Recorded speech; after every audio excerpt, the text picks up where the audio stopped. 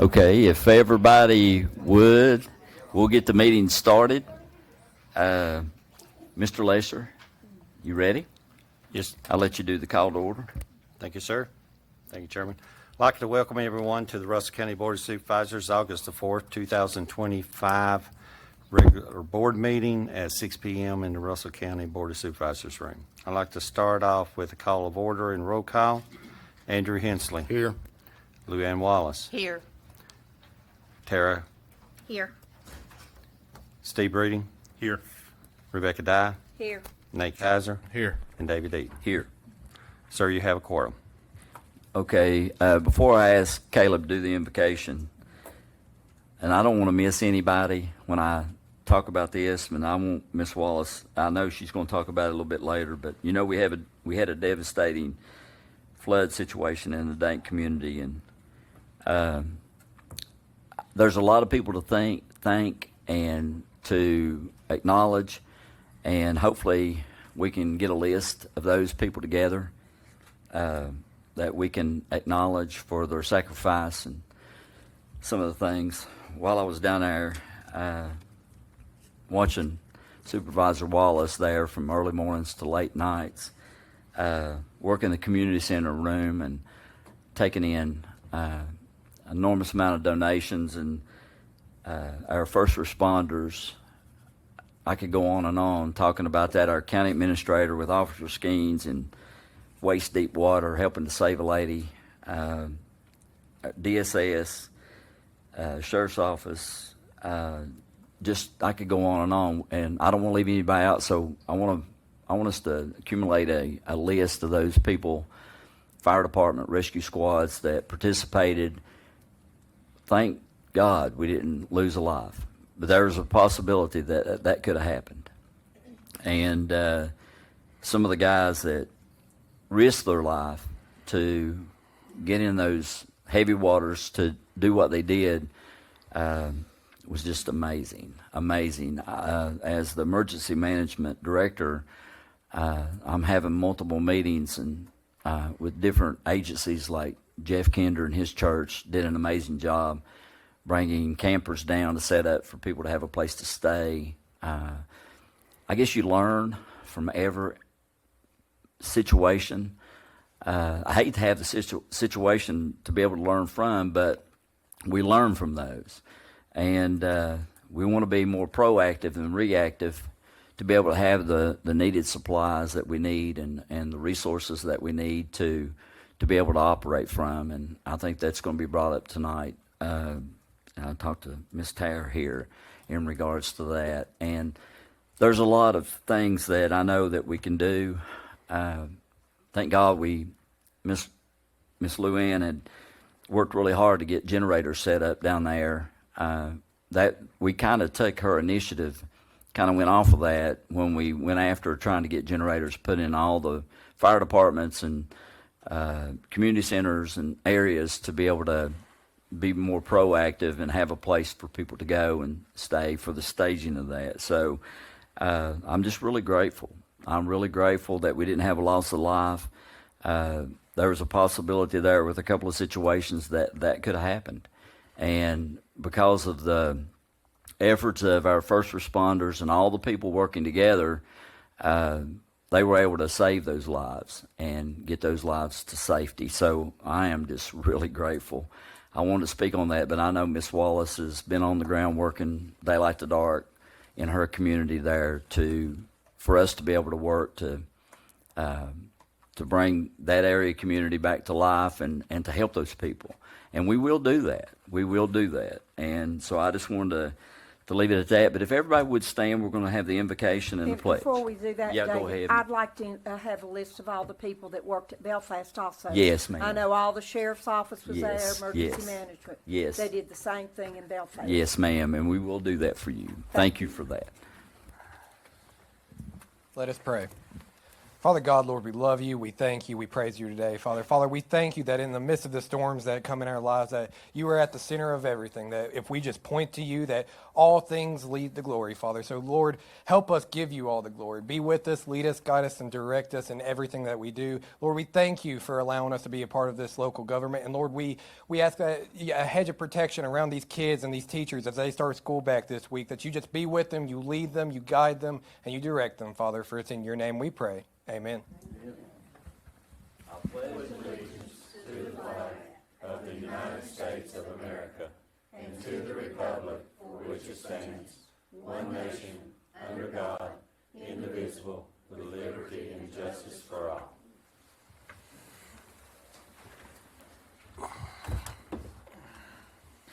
Okay, we have the approval of the agenda, and I think we have some amendments to the agenda. Yes, sir. Mr. Chairman, I've got several changes that need, well, not changes, but additions to the agenda.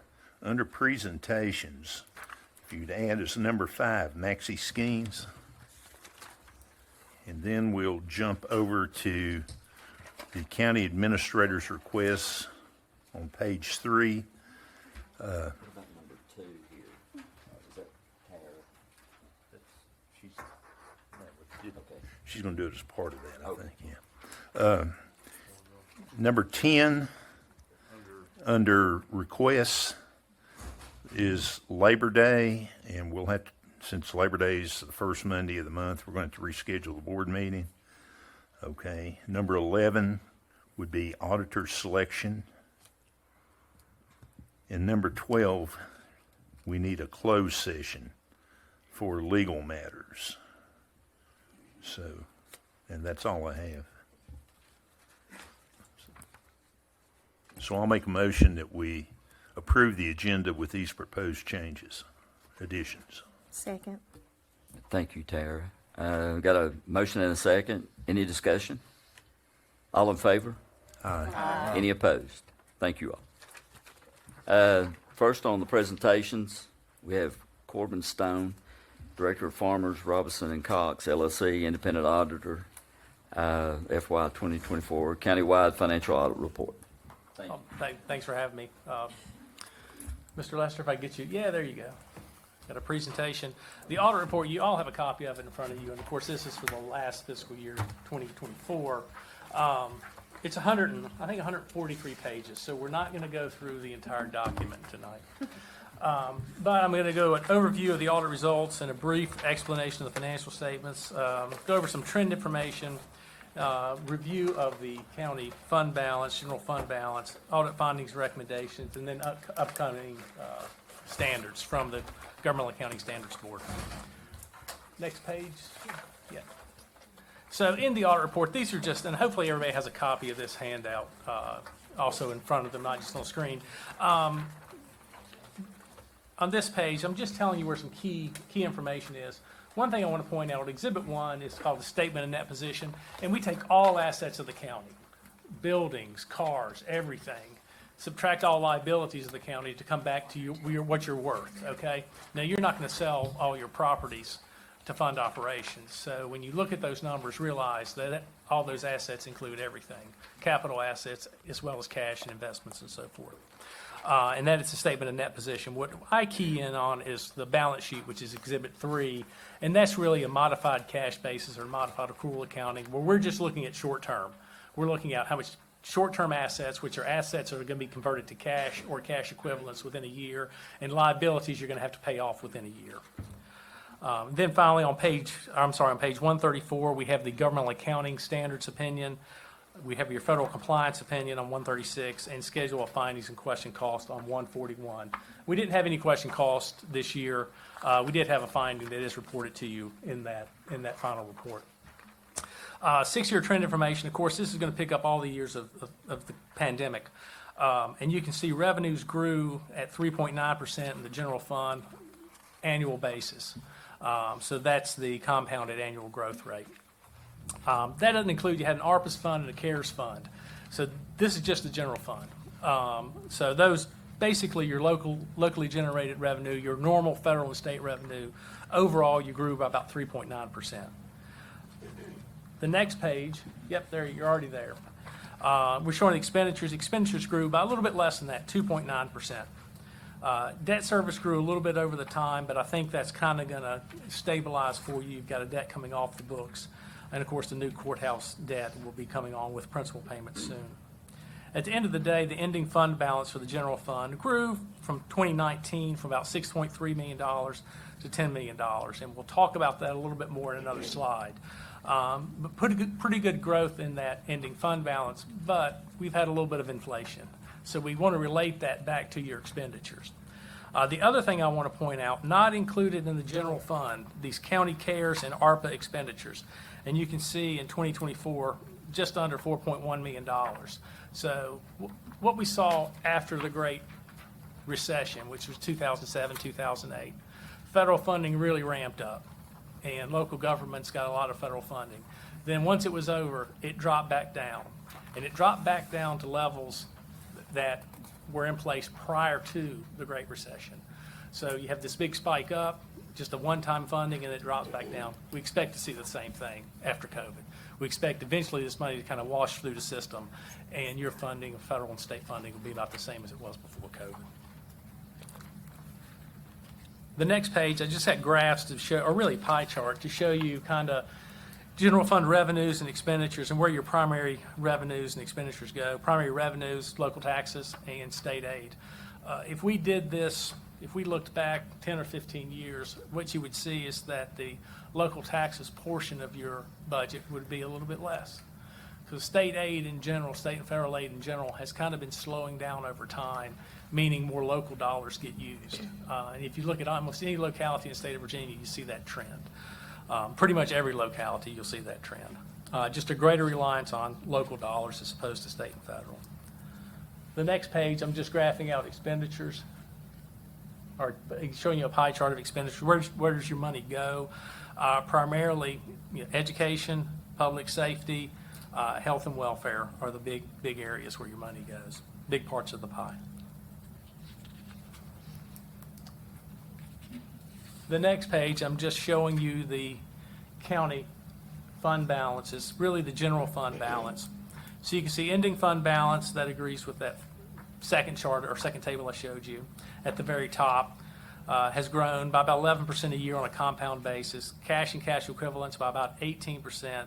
But remember, you did have a bond issuance for about $17 million, if memory serves, for the courthouse. So that shoots up your cash balances. And fund basis accounting, that it increases cash and it increases fund balance. So, but then it gets restricted out, or it's not included, it's taken out of your unrestricted or unassigned fund balance. Total general fund operating and debt service has grown at an annual rate of about 3%. School board expenditures have grown a little bit more than that, 3.87% on a compound basis. And what we're doing here, you can kind of see the middle part of this table, is we're taking those county expenditures, school board expenditures, subtract off the transfer between the two. These are really your primary funds, if you will, the school fund and the general fund. Then we compare it back to expenditures. So ending total fund balance as a percent of expenditures was 12.75%. Ending cash balance as a percent of expenditures was about 9%. And then we have unassigned fund balance down there. And unassigned is something that's not set aside for any specific purpose. In other words, it's free to use for operations or to meet your cash flow needs more than anything else. That stood at about 10% of those expenditure numbers. So even though fund balance grew, and even unassigned fund balance grew, because expenditures were growing, as a percentage of expenditures, it just wasn't as much as you would have thought. We were at 8% back in 19. We're at just 10.7% today. To put that in perspective, you think, well, how much is that? Well, 10% of a year is 5.2 weeks. So you had enough cash, enough unreserved fund balance on hand to make it 5.2 weeks at the end of the year, roughly 5.3 weeks. So it's not a tremendous amount when you think about the bills you're paying at the school board and at the county. Then below that, I show you something along those lines of, we got this big chunk of money from the federal government during the pandemic. The school board also got a big chunk of money during the pandemic. Just showing you their federal funding. Back in 2019, it was about $5.5 million. It went all the way up to $14 million, and now it's come back down. It's at $8 million. If I look back, and the only thing I can look back at is the Great Recession, School boards saw funding spike up during the Great Recession. It actually dropped back down to levels it was before the Great Recession. We had a lot of school boards that were getting federal funding at a level back right before the pandemic. Their federal funding level was about the same as it was 10 years prior. So it's pretty amazing. And so when I talk about we're relying more on local dollars, it's the county, but it's also the school boards. The next page, just the review of the comments and findings we had. We did recommend some journal entries in the financial statements. And the financial statements we talked earlier today are becoming more and more complicated with new accounting standards. We did recommend some material entries, so you do have a finding in the back of the report saying your auditors recommended material entries. That's becoming a more and more common finding, and we're seeing that in a lot of places just because of the complexity of these standards. And it's hard to put together 143 pages worth of financial information. Other recommendations were just to make sure everyone fills out their statement of economic interest completely. It's a hard form to fill out. You check a box here and you have to do Schedule C or Schedule F. Or just maybe have someone review all of those each year. Make sure your budget advertisements are published 7 days prior to the public hearing.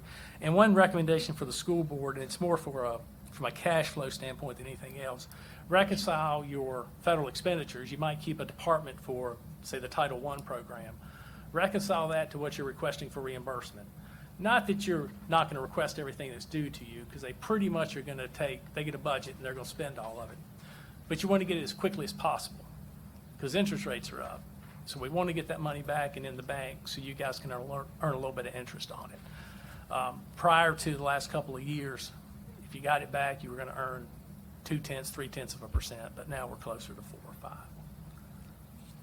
And that really goes for all federal, state programs. They're on a reimbursement basis. As soon as you spend those dollars, try to get that money back in so the treasurer can get it invested. The next is just the upcoming standards from GASB, stands for Governmental Accounting Standards Board. And you can, if you're having trouble sleeping, you can you can Google one of these and look at it, and it'll help. But we do have 3 standards coming up that you're going to have to implement here in the next couple of years. Probably the most difficult one is that top one, and we've talked to the county administrator a little bit about that earlier today. But that's it. Overall, the audit went good. It's a little later than we would like to be here, but you did get a clean opinion in your financial statements, meaning we believe those numbers are materially correct. So still got some things to work on, but overall, pretty good. I'll stop there and try to answer any questions you have. Any questions from the board? So you looked through all the different accounts, correct? Yes, sir. Did you have an account for monies for waste disposal from the ordinance that we currently have for established under 15.2-2159 of the Code of Virginia? Do you know that offhand? Off the top of my head, I can't remember. I mean, so it's a restricted fund. It's supposed to be Okay. used for trash disposal. It's assessed by our county PSA, and it's supposed to come back to our county coffers. It's by ordinance. Ordinance was passed in 2005. Okay. So I was just wondering when you. I don't recall that off the top of my head, Yeah. and I apologize. But no, off the top of my head, I just don't recall it. You mentioned we had 5.3 weeks worth in the budget at the end of the fiscal year. Yes, How sir. does that compare with adjoining counties here locally, or do you know? Well, I look at it as a percentage. So, if you've got a $200 million budget, you want to have more cash. But you were about just under 11%, about 10.7% of your expenditures, the way we calculate it. GFOA recommends about 16%, which would be effectively 2 months worth of cash in your fund, your general fund, to cover expenses. 10% is kind of where we think is getting close to the minimum. If you get to 5%, we get real concerned. So 10% is kind of an acceptable range. 5%, there's a good chance you're going to have to issue debt at some point during the year to cover expenses. You're gonna have to issue a tax anticipation or a temporary loan. So the five weeks that we were maintaining, that's short, about 3 weeks roughly? Yeah, From what you suggest the county should have? ideally, you'd like to see, 16%, which would be 2 months. That being said, what you need to have in cash is some function of what you plan on spending. It's kind of like the guy that went to the advisor and said, when can I retire? And he said, well, how much are you going to spend? So it is a function of how much you're going to spend. So what I have seen is counties build up fund balance or unassigned because they know they've got a big project coming up and they want to fund that with cash. So that they might build up to 30 or 40% and they're unassigned at the time, but then they set it aside for some big project. So, and ideally, that's how you want to operate. So you save up for a bigger project and then you spend down, then you save up. So we've got one place in particular that when interest rates are low, they borrow money. And they keep their cash and they just keep it invested. Then when interest rates go up, they use their cash reserves to pay for projects. It's a big water and sewer operation. That's a good way to look at it. So you really have to look out into the future a little bit and know what's coming down the road. So basically, we're about You look, 5% short of, yeah, we'd like to see it Suggested. a little bit higher, but you're not in the danger zone either. So.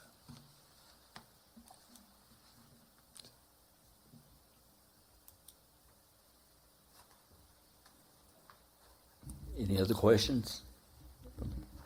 Thank you all. Oh, it's my pleasure. Thank you so much. You're absolutely welcome. And our contact information is on the front of that handout. So we're here to serve the board. So if you do have questions, let us know. Okay, thank you.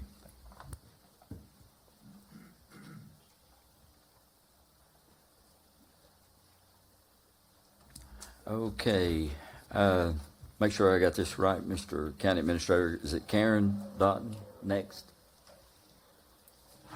Economic Program Coordinator, Appalachia Voices. You're really, really close. It's Kara. Hey. Kara. Okay. Hey, good evening, everybody. Thank you for having me. My name is Kara Doughton. I'm here tonight talking on behalf of Appalachian Voices. This isn't really a request for anything monetary or formal, but I did just want to kind of give you all some highlights from the past little bit of Appalachian Voices partnering with both Russell County and then also specifically the work that we've been doing in tandem with Ms. Wallace in Daint. I did send a presentation, but it's okay if it's not able to be pulled up.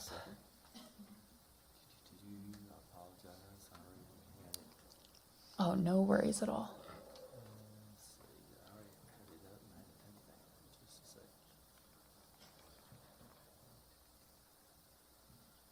It might be the one called BOS Russell County.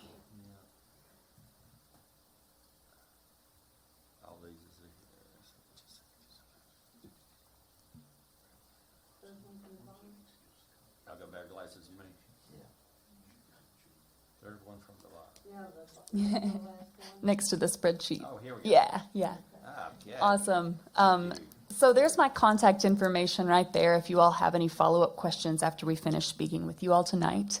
But I'll go ahead and tell you a little bit just about our Appalachian Voices mission and organization. We were founded in 1997, and we can scroll down to the next slide there. And we have offices in Charlottesville in Virginia. We have an office in Norton. We have an office in Boone, in North Carolina, and then we have an office in Knoxville, Tennessee.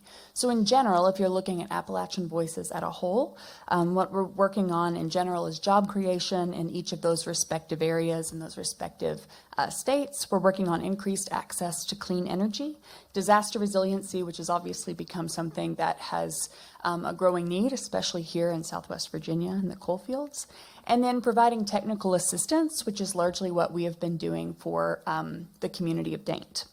Our new economy team, which is where I work specifically out of the Norton office, opened in 2015, so it's a little bit newer. And they have a little bit more specific goals here, which would be ensuring reliable, affordable access to clean energy, addressing impacts of fossil fuels, and then, like I said, one of the biggest ones in tandem with community development right now is figuring out ways that we can ensure resilience as it relates to things like flooding. So the biggest thing we're working on in most of our communities at the moment is trying to get these resilience hub models put in. So places that people can go when there's an emergency that are outfitted with the essentials that bridge some of the gaps between communities and essential and critical resources. So what that looks like practically, and not big words, is just a place people can put their insulin in the fridge when the power goes out, or a place where people can store their food so they don't lose an entire fridge worth of groceries.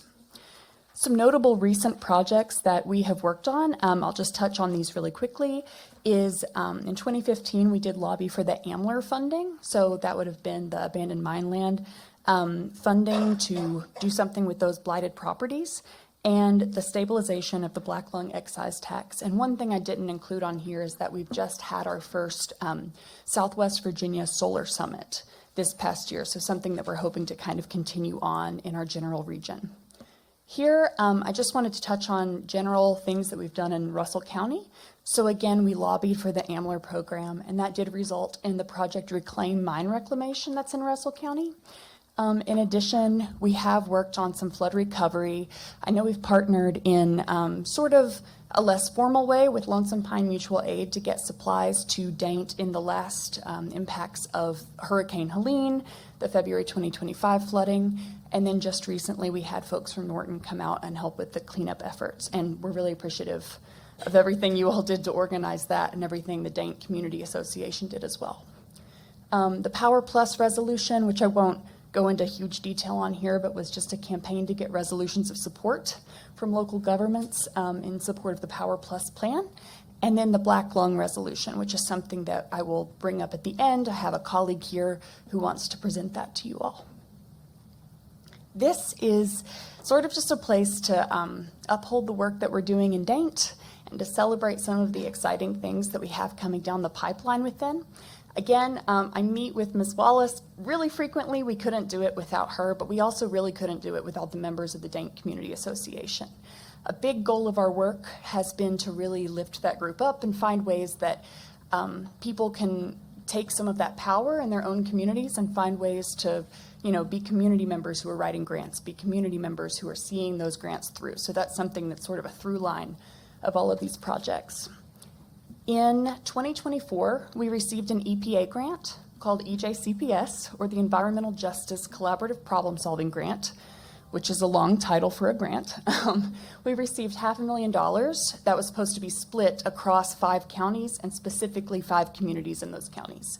So the places we worked were Daint. We worked in Dungannon, Clinchco, Pennington Gap, and Pound.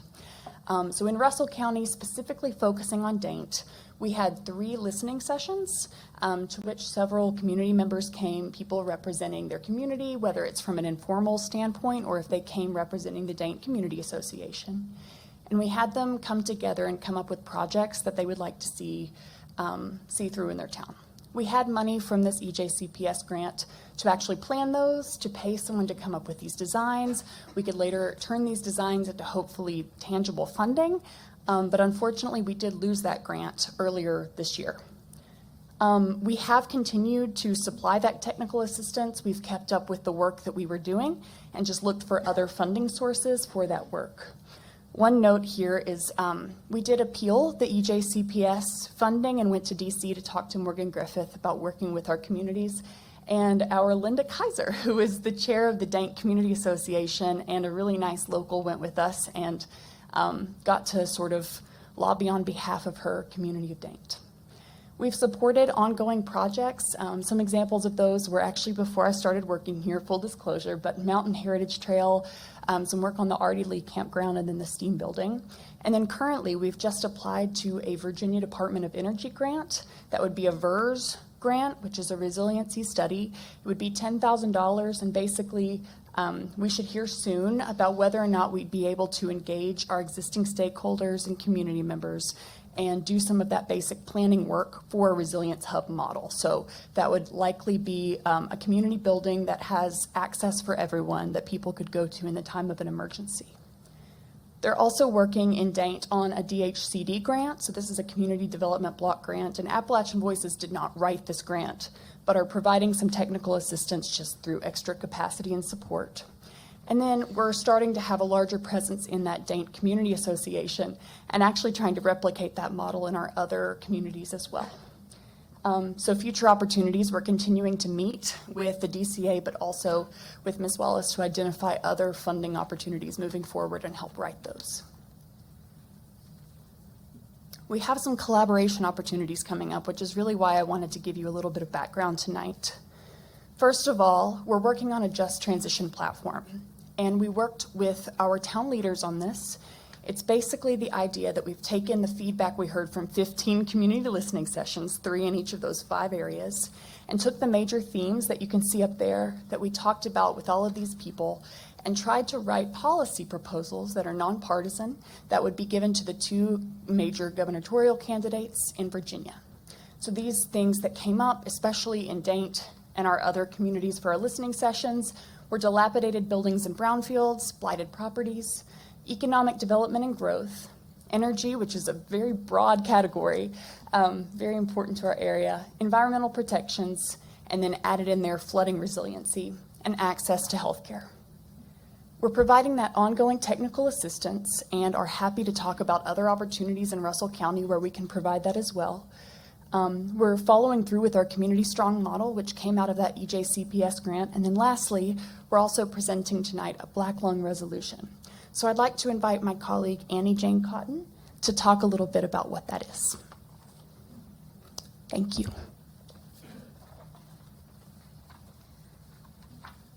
Hey y'all, I am Annie Jane Cotton, and I'm here tonight to talk with you about Black Lung and supporting miners in our communities. As you all know, I'm sure coal mining has had a huge and really critical impact on the economies and the lives of the people in these communities. So the resolution that I have before you today is simply something that asks for your support in supporting Black Lung associations throughout the region and Black Lung miners, their widows, their families, as they seek a higher benefit rate for their Black Lung benefit payments. Because as I think probably many people in this room and in our communities know, those benefits are deeply insufficient currently. They do not match the pace of inflation. And, I think one person on Black Lung benefits gets about $700 and some a month on average, which is obviously not enough to support yourself or your life, especially if you have health problems and debilitating illnesses. So I'm not asking you for money. I'm not asking you for a building or anything like that, just for you to take a stand and say that you support Black Lung miners, you honor their sacrifice and their commitment to our communities, and to join with the 3 other communities in Virginia and over 30 communities in Virginia, Tennessee, and Kentucky who have previously signed resolutions in support of raising those benefits levels. That's my request for you today, is if you wanted to do that. Thank you. Thank you. Does any board members at this time want to have any comments on both of those ladies? Well, we do have, if I may, Mr. Chair, we do have a resolution in front of us, and several of us has been in meetings with these folks who are deeply affected by the Black Lung problem in this region, not just in our county, but all over.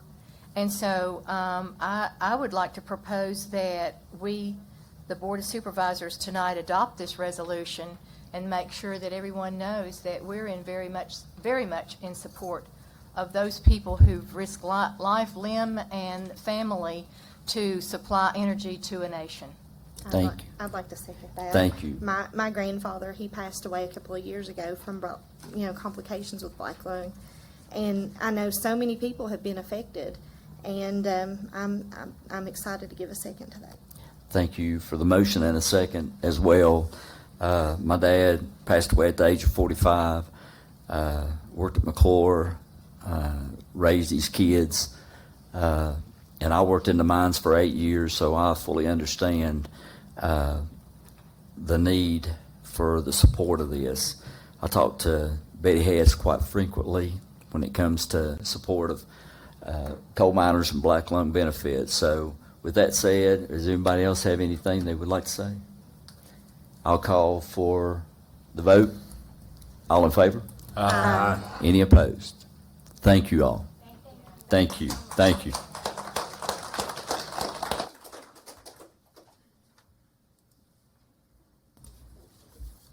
Okay, now, line 3, we have Kelly Miller, Department, I can say that, Kelly Miller. I can get that one right. Department of Environmental Quality, DEQ, or it's Russell County Erosion and Sediment Control Ordinance. Thank you Yes. for being here. Yes, thank you for allowing me the opportunity, and I just wanted to really be here tonight as, like you said, I'm Kelly Miller. I'm the Stormwater and Watershed Planning Manager for the Department of Environmental Quality local office in Abingdon that covers 17 counties.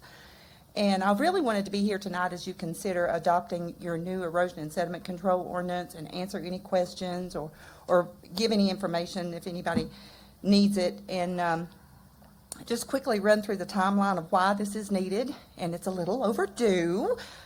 This was due back in July of 2024. So your ordinance, it's on the books right now, was adopted in 2020 after we worked together on a local program review back then. And then in 2024, actually it happened in 2023, but the state law and regulations for erosion and sediment control and stormwater management merged in 2024. All the references, the citations, and everything that's in your ordinance right now is outdated because those things were repealed. So the new model came out in January of 2024. I worked with your county staff, and by the way, Josh and Bridget are fantastic. They do a fantastic job. But we got the model out, and we worked on it a little bit, and then there were some hiccups along the way.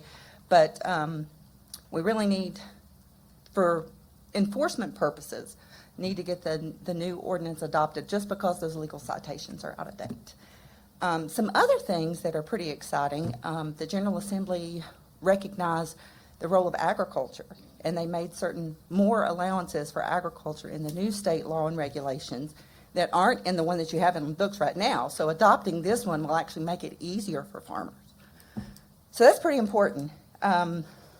We have agreement in lieu of a structure, in lieu of a plan for farm structures and things that are allowed now. And I have examples if anybody wants to see that. Other than that, I don't. If you need any information, I'm here. If there's questions during the public hearing, I'm here. And if anybody has any questions now, I'd welcome them. Those changes to the farm, that took place July 1, right? In 2023. So the General Assembly adopted it in 2023, and it came into effect.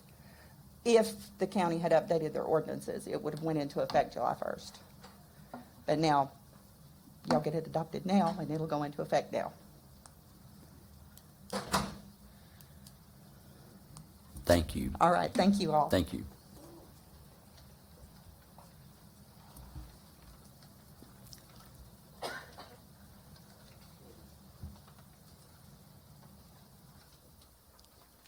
Okay, now, line 5, we have Denise Harmon, Southwest Virginia Community College.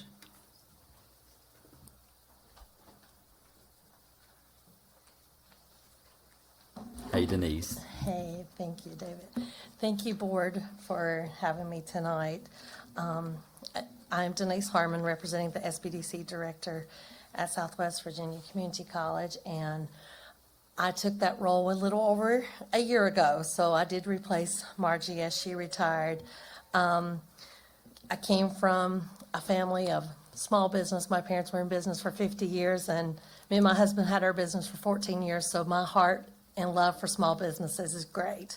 So as representing that part of the SBDC Center, I cover Russell, Buchanan, Tazewell, and part of Dickinson County. So I have really been trying to come to the government center here and just kind of like awareness. I know the SBDC has been around for a long time, but being a small business myself, owner, I realized how much that more I need to be out there because I did not even know about the SBDC Center myself. So just kind of letting that be known. But what I'm here tonight for is we have an opportunity, the 4 SBDC centers, which is considered the Southwest region of Go Virginia Region 1, and that is Virginia Highlands, Mountain Empire, myself, and Blue Ridge Crossroads Center.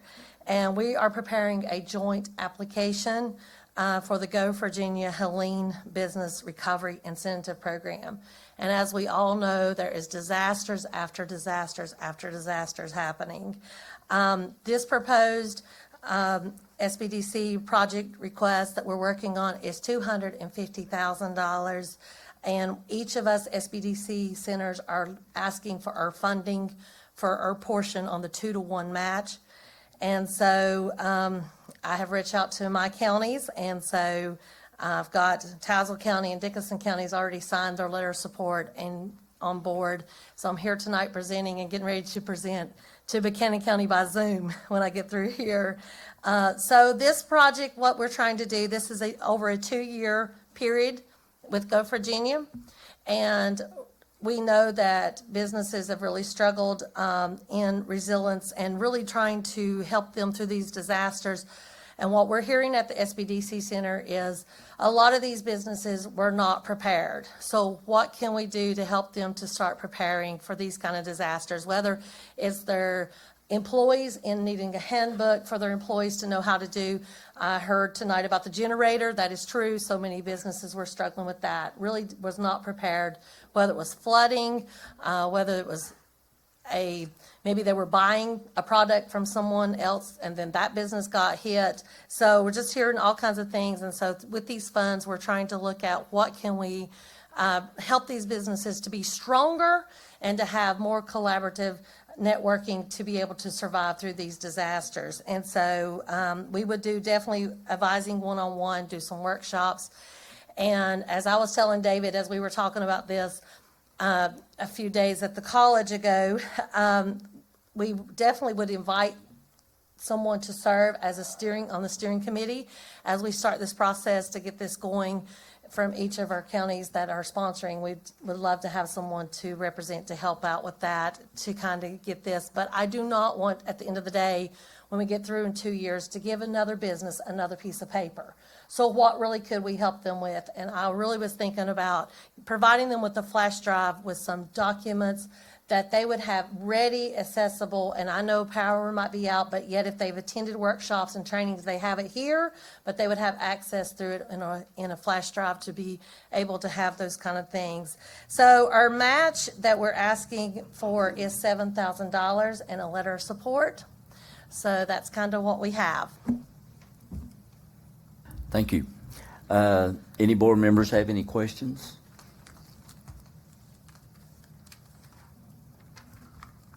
Well, I may. Yes, you go right ahead. So if I may. The thing that I'm curious about is, so these folks are real business owners. They have done a plan with you. They have, or they've got their own business plan together and their own business model together. So these are not first-time entrepreneurs. This is open for all businesses Correct. that could possibly be affected. Correct. So how small businesses are these that are affected? Is it just the whole gamut of businesses? Yes. Okay. Yes. Yes. And so one of the other things is they do not have to prove that they were affected by Helene because all the governor's declaration, all counties were in that. So all my serving counties, the 3.5 counties that I serve, all of them are in that. So every business would be eligible for that. Workshop, one-on-one counseling, yes. And so at the end of the day, they get a packet of, this is how you survive something like this and thrive at the end of the day. Yes, that is Is there what we- any funding that goes along with that? No, there's not. Okay. So at the end of the day, and that's where, it's in the planning stage right now. That's the reason I invite you all to recommend someone from your county on the steering committee as we make this together. I've asked all the counties to let someone serve on that to kind of see what and all we would do and present and give the businesses at the end. So the $7,000 goes toward, The match for the Go Virginia. and the Go application. Virginia grant is, it's a 2-to-1 is what you 2 said, to right? 1, yes. And the total between all 4 of us centers is $250,000. So we can match a $250,000 grant with $7,000? Well, the 250 is divided among the 4. Yes. Yes, and so what it would be, about 50 each center, and then our match is the 25, so we would have 75 at Southwest. for our businesses for my 3.5 counties.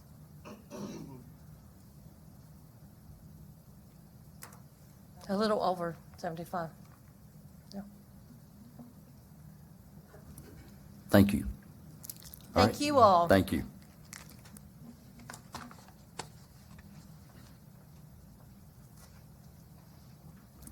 Give the board, I guess, something to think about as we go through the agenda. If you want to back up and take any action on any of those, you're more than welcome. Number 5 is Maxi Skeens. Save the best for last, I guess. Maxi.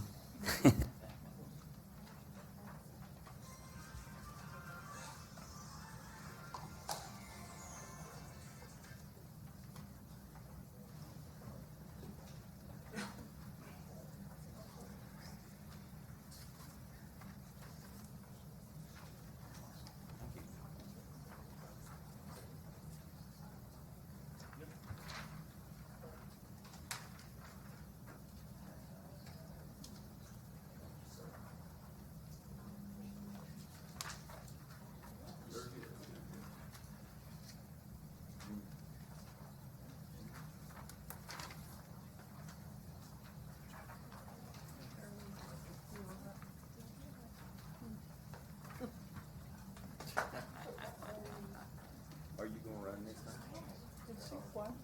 I am. I am. I am. You are? I am. I'm Maxie Skeens with Cleveland Life Saving Crew, and I am here tonight to ask you all for a piece of equipment that is very badly needed with all of this flooding that's been going on. During the recent flooding events in Belfast, the water rescue team performed best evacuations and rescue measures. During the recent flooding events, and the water rescue team was instrumental in saving 2 lives and evacuating multiple other people in the area. During a flooding event in Cleveland, 2 people were rescued from a vehicle that was stranded in the Clinch River. And then we also assisted in Date, and there was 3 people there that we rescued. We have, currently we have 17 members trained in swiftwater rescue awareness and 5 as swiftwater rescue operators, with 8 more scheduled to take the operations program through the Virginia Department of Fire Programs in September. All the rescue events, the team has used our existing John boats, which are perfect for recovery operations in a lake but are not stable in rising floodwaters. The need for this piece of equipment is great in our area, with the next closest asset of this type coming either from Bristol or Wise County.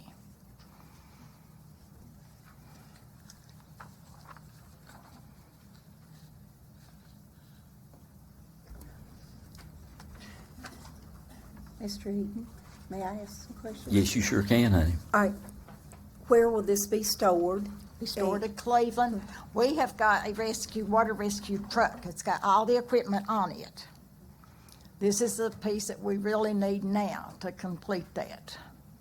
Well, do you share this? Do you go Yes. to all the flooding in the We go county anywhere in from the one county. end to the other? Yes, the whole county.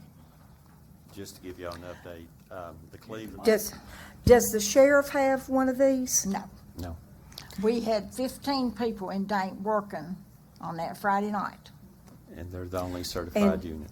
And we're the only And certified have you worked with the Southern Baptist Association that's been helping down at Dayton? Do they have any? Did they work with you any? They didn't have any of these boats They down didn't there now. have- Richlands had one, Okay. but they didn't get there until we got the people out of After the you water. already got them? Yeah. Okay. Richlands does have one of the boats, but they Yeah, didn't get but there in time. We need one here, And right? the same Yeah. way at Belfast, we got there and had the people out of the water before they got there with their boats. Yeah, that's Now, right. Maxie, this, on the front here, it says this boat, 3,895, and then you've got this back here. Is that on the front, is that counting all this stuff here too? Because this, Additional, me and Tara was talking. about Yeah. That'll be separate. that'll be separate, okay. The boat's the first part. Is these part, that's something you, That's part of it too. We could use that. okay, that's what I was asking. Yes. Stop. Yes. Yeah, because we want to make sure we, Brian's you know. sure he knows more about that. Okay. During the Dane event, and and Bryant and I were there. The first ones that in was Cleveland and Big Rock. So they were the first ones in, and they were the only certified one. And here's the one that. There's my Is buddy. that is that I put him on the included in the spot. 3,800? Here's the one Yeah, they're doing the it. total, that's the total of the boat, 39. These other accessories. Yeah, This right here is what we was looking at. We wanted to, Those are not included in that price, I don't think. so these are separate.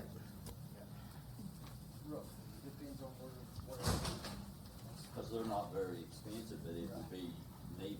We need them. That's what I was. Yeah. Yeah, that's what we were wanting to. And I can bring you all back everything we've got on our rescue truck, because we've got lots of stuff. And then we took our rehab truck too, that helps when there's a fire or any disaster in the county.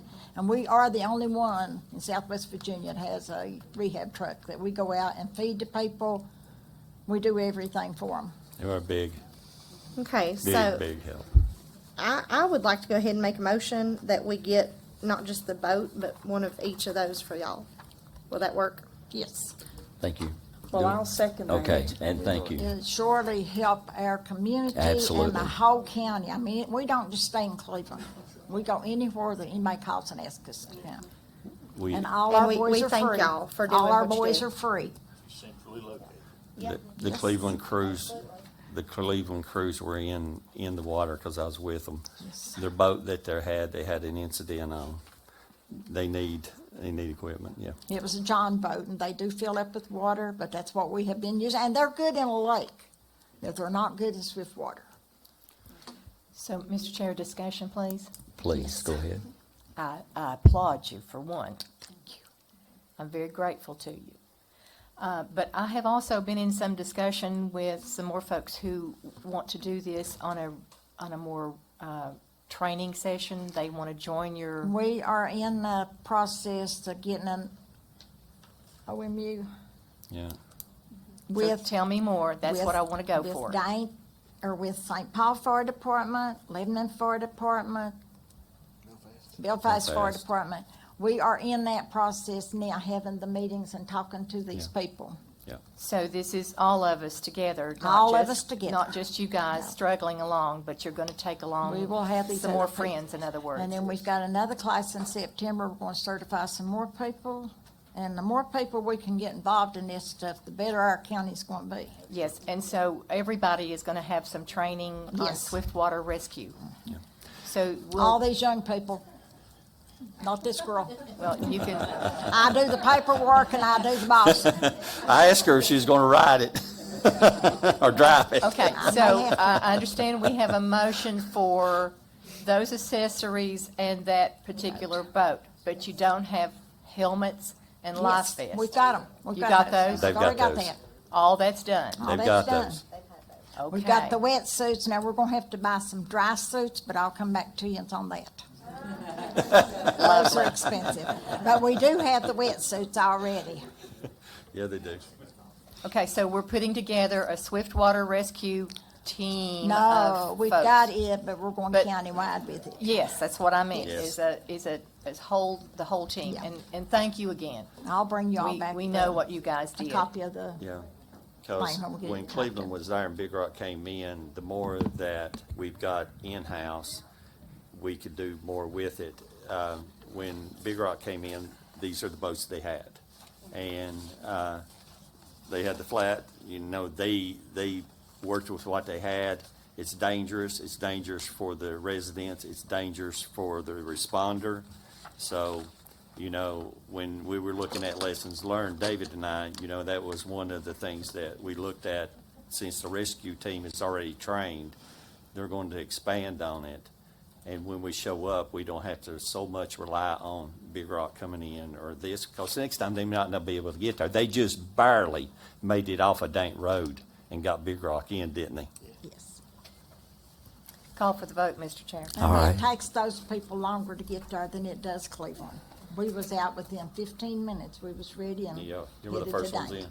in. Okay. They was Clarify standing on one. the motion. Yeah, okay. All in favor? You want I asked you to He clarify wants to Okay, clarify the so- motion for me. this boat, and then I'm sorry, I didn't These hear you. accessories. Okay, this is a web page, and those are just the related items. that we want. So Yeah, what's the clam? That's the Right thing, here it for- holds a person. Now you tell me how it works. That don't look like it's gonna hold a person. What is it? Go up and see what it is. It was one of the things that we need. Looks like a grip or something. So if you bring you out, you don't want to ride the motor with us, hold this, it has handles in there. And like if you go, that water stays up. What's the capacity on it? Is it 300?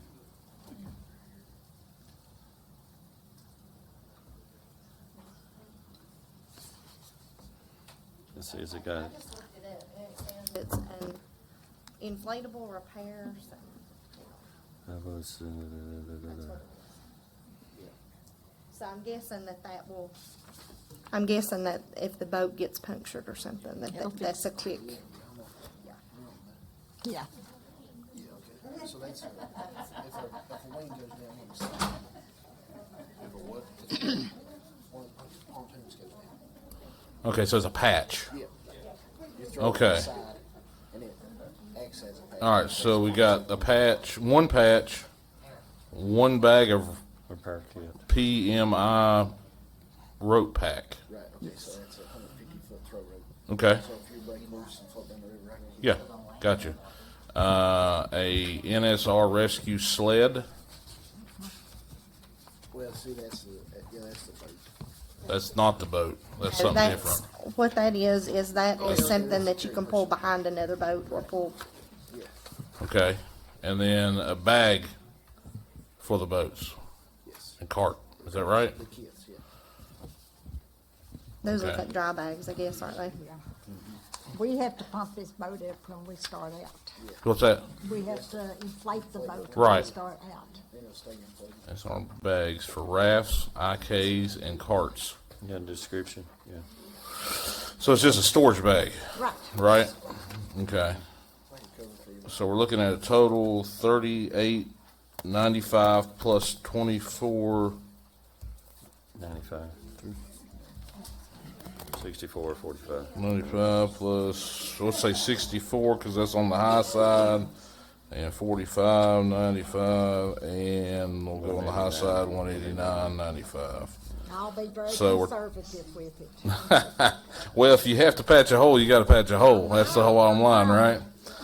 So we're looking at a total of $6,689.90. Now, is there anything needed additional with that rescue sled? Because that again is just, again, this is a printout from a website, and the bottom says related products, and it's just showing you, like a search engine does, hey, these are the things, if you're interested in this, you may like these too. So that's what I'm saying. Did you select these items, or did they just pop up on the list? We selected those. Okay. And is there anything else you need? Well, not today. But Not today, but you might be back next month, all right? No, I will be coming back. Yeah.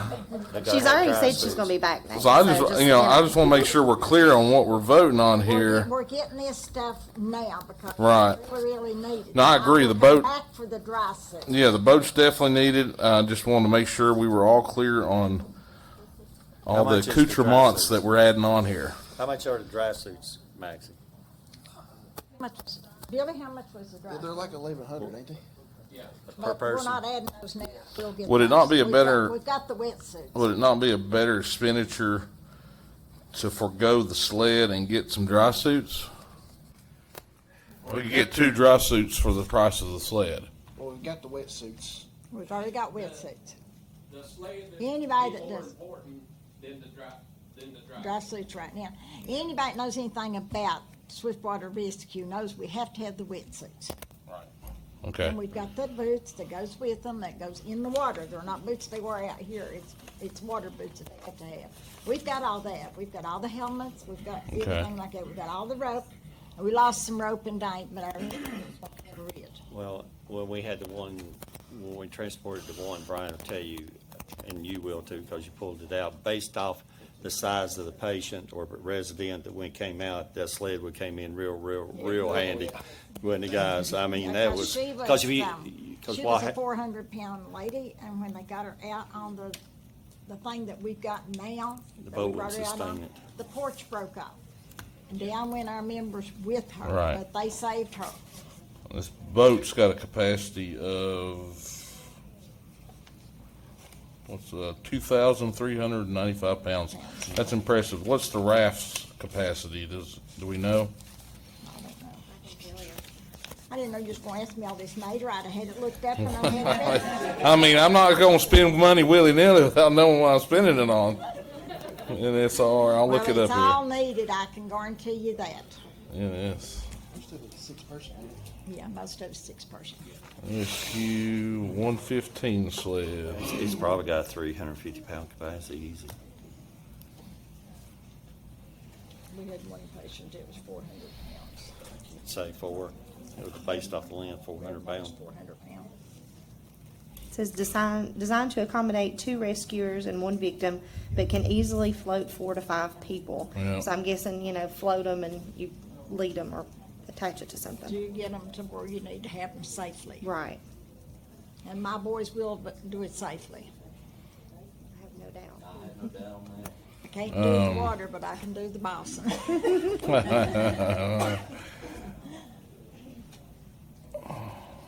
Huh. So, would it not be, I will bring you back a list, Nate, with every item that we purchased and what we paid for it. And we are tax exempt. would it be a good idea to have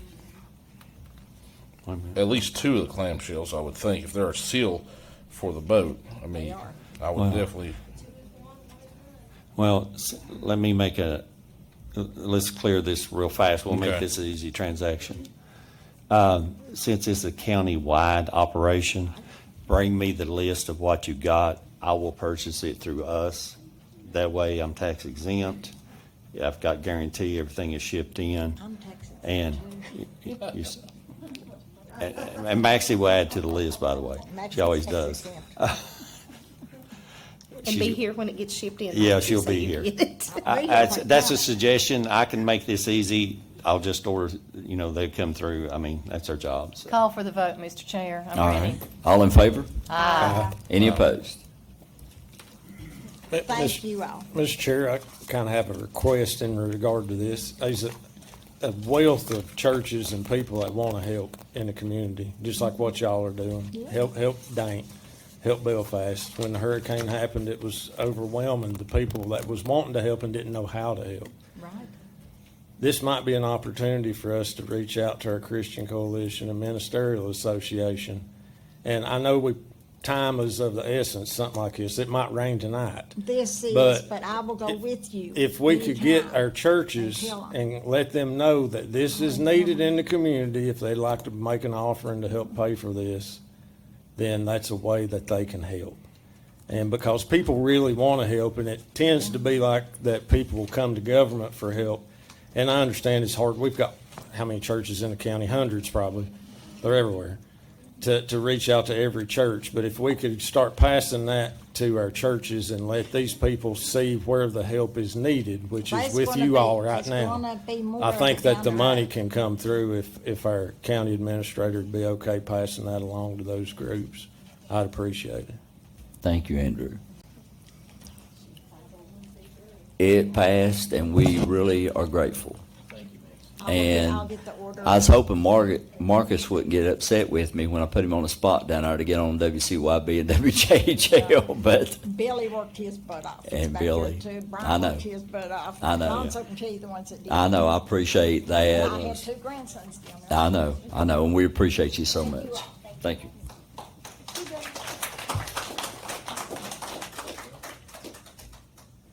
Okay, we're going to go now straight into our public hearings. The first one will be the Russell County Real Estate Tax Exemption for Elderly and the Disabled Ordinance.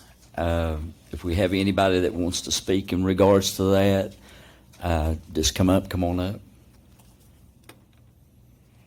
Just give me your name and address and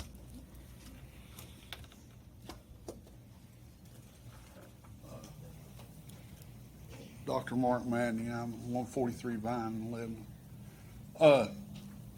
I don't know what you've decided. I figured you'd read that out before we come up to speak, but I've had some seniors address me online, and I mentioned it to you earlier. Your current deadline is what, March 1st? And I've already had seniors contact me and saying, well, they're really interested. They're happy about this elderly and disabled discount, but they can't apply this year. They got their tax bill, now they want to apply. And so they can't do it. If y'all don't change that tonight, Washington County and Smith County both moved it all the way back to November, the day the taxes are due. Both counties did it. We did that because these seniors come in here in July looking for help, and they didn't apply. So if you have it in March, and plus your seniors, they forget. Then you get your tax bill in what is it, May? Normally May. You get your tax bill, and then they remember they should have applied for their discount. So if you don't change that, then, I mean, there's a lot of people going to be hurt because they can't apply now. Some of them didn't know anything about it, but I was a commissioner over there, and you wouldn't believe that how many people, seniors, come in the door that didn't know we even had that. I don't know, they don't watch the news or whatever. But they could come in August and tell me they got real problems paying their taxes. Then I could help them because it wasn't due until November, the application. So that was one thing. And I don't know where you're setting your limits at, but Washington County was $100,000 for, I forget the word for it. Asset. Assets, yes. Thank you. And the other, their income limit was that they moved it up to $44,000. Now I know this is not Washington County. I realize that, but I'm just saying if you don't put it up there to help some people, you're really not helping too many. And I'm all in favor of this. Thank you for doing this. Thank you. Thank you. Anyone else want to speak at the public hearing on the tax exemption for elderly and disabled? Anybody else? Okay, I'll close the public hearing on that. The second one is the Russell County Solid Waste Disposal Fee Ordinance Agreement. If we have anyone that want to speak in regards to that.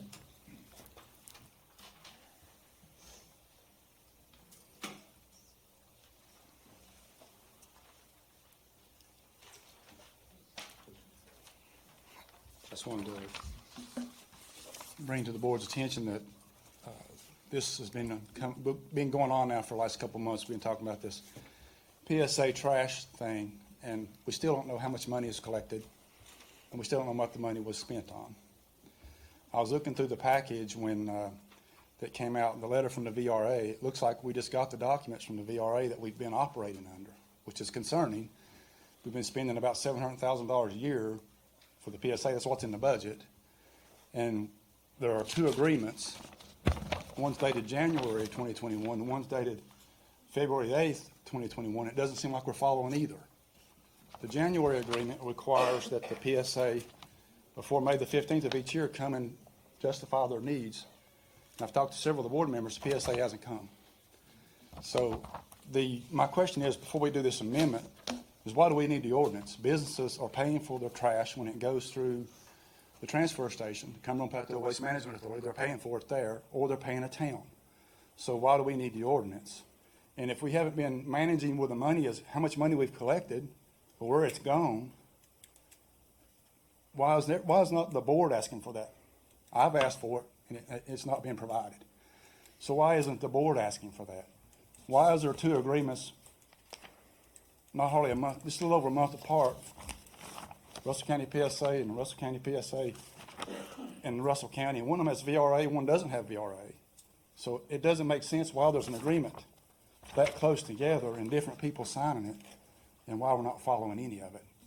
So before we amend, or before we do this contract, I asked the board to, somebody make a motion to just repeal the ordinance, because obviously it's not being used, it's supposed to be used for trash purposes, and it's obviously not being used for that. So businesses are being billed for a service they're not being provided, which is concerning. And I'm not, there's lawyers in this room, that may be a crime. So you can't bill for a service you're not providing, and so what service has been provided? The county's not picking up anybody's trash. No business is getting their trash picked up by the county. The businesses are either getting it picked up by the towns or by a private company is picking it up, and that private company is paying for the trash when it goes to the transfer station. So the businesses are not getting a service. You shake your head, but the businesses are not getting a service for this. So I would just ask, why isn't the whole board concerned that the money's not been accounted for? I mean, that's about $1.5 million if you do the estimate, not accounted for. And I keep asking for it, and I keep getting stonewalled. So why is this board not concerned about where the money's gone? And why do we need to amend something that's not being used for what purposes it's supposed to be used for? The trash ordinance is not to fund the PSA. The trash ordinance is to fund trash purposes. That's what the ordinance says. I'm just asking you to live by the ordinance and repeal it if we're not using it. Thank you. Thank you, Dave.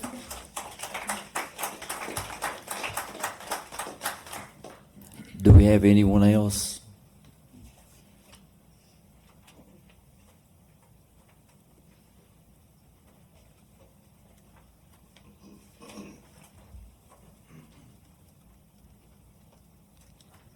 I'm C.H. Wallace, and I live at 152 Crestwood Drive in Honecker.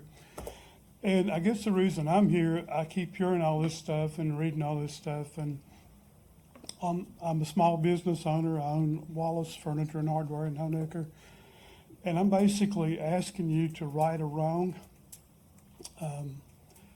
Businesses have been charged this, what I'm gonna call tipping fee on this solid waste. When I talk to some of the businesses, they tell me, I throw that bill in the trash. I'm already paying a provider. I'm already paying a town. I'm not paying a PSA for my garbage. I was raised to pay my bills, so when I get the bill, I pay it. But I'm asking you to right a wrong by refunding the money to all of us that's paid it all this time until you get a proper ordinance and a way to collect it from all businesses in Russell County. Thank you. Thank you, C.H.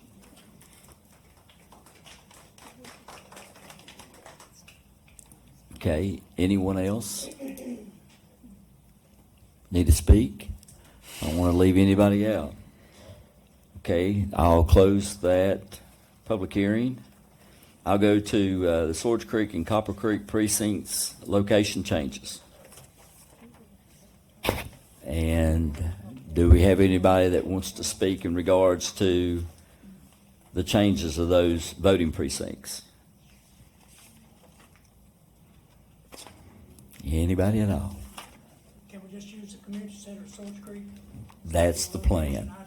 Yes, sir, that's the plan. Yeah, I think I'll go ahead and let the county administrator during the public hearing speak on that. What the Board of Elections has come because of the closing of those schools by the school board, that was actually our precinct locations. So we had to work really fast and quick and hard to make those accommodations. So thank you, Jerry, for bringing that up here in the meeting. We do have a really nice community center there in Swords Creek now with handicap accommodations that would be suited for that one. I know that's in the play. And then for the Copper Creek precinct locations, Mr. Lester, do you want to speak in regards to that? I appreciate, Chairman. Of course, and then I'll let the attorney talk because he has been working as the last few terms and conditions with the electoral board and the registrar's office. These are changes that are recommended because the schools are closed. So then it becomes, of course, under the Department of Elections, there becomes a security issue, the rooms, electricity, trying to get everything up. If it's an occupied building and we're using it on a continuous basis, then, it's easier to do. But there's a lot of rules and restrictions and laws under voting now, as everyone knows. So we're trying to find facilities that will accommodate. Of course, like Mr. Eaton has stated, we have upgraded these facilities, and we're ready to move to these new locations. The one in Cleveland that was at the Cleveland Community Center, and it is moved into, the new location will be the Cleveland Auxiliary Fire Department building. So that it's getting it out of the flood zone, so this is it. Yeah, we don't have the Cleveland one listed on the agenda. Oh, it's on the front. But ain't. It's not, uh-oh, that is my mistake. It was in the public notice. I apologize, it's not on the agenda, but it was in the public notice. Well, let me kind of interact with that a little bit. And I know Ms. Tare here, that's her district, and I'm sure she'll want to interact. I apologize. I got a lot of calls and complaints about us, voting to move that location. I think they had some concerns over flooding, but they've used that community center location forever.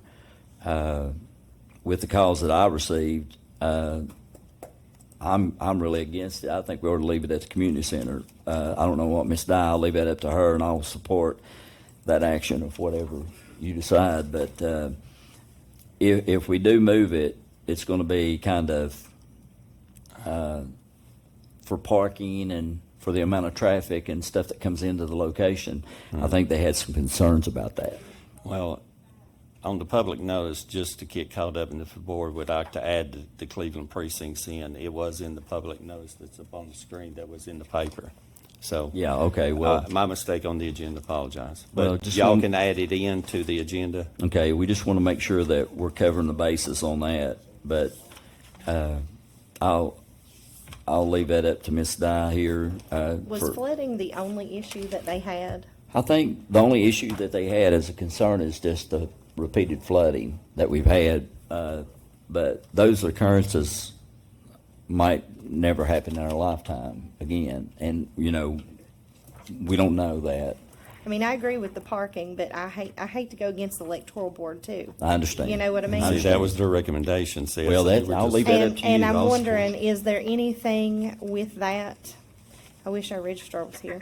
As far as, that, like, legally, do we have to go with their suggestion? I'd like to know that. Well, I've met with them on numerous occasions in regards to this, and Because I know when it comes to election law, you know what I'm saying. I understand. Yes, Because ma'am. they kind of have the final say on that. Yes, I understand. And I don't want to promise people, oh, we won't move it, but then it be, Well, Harry, You you're on the electrical board. Would you like to speak in reference to that? I hate to call you out on the spot, but it would be good if you do just clarify for the board. Mr. Chairman, if I may as well. Yes, you may. To Ms. Dye's question.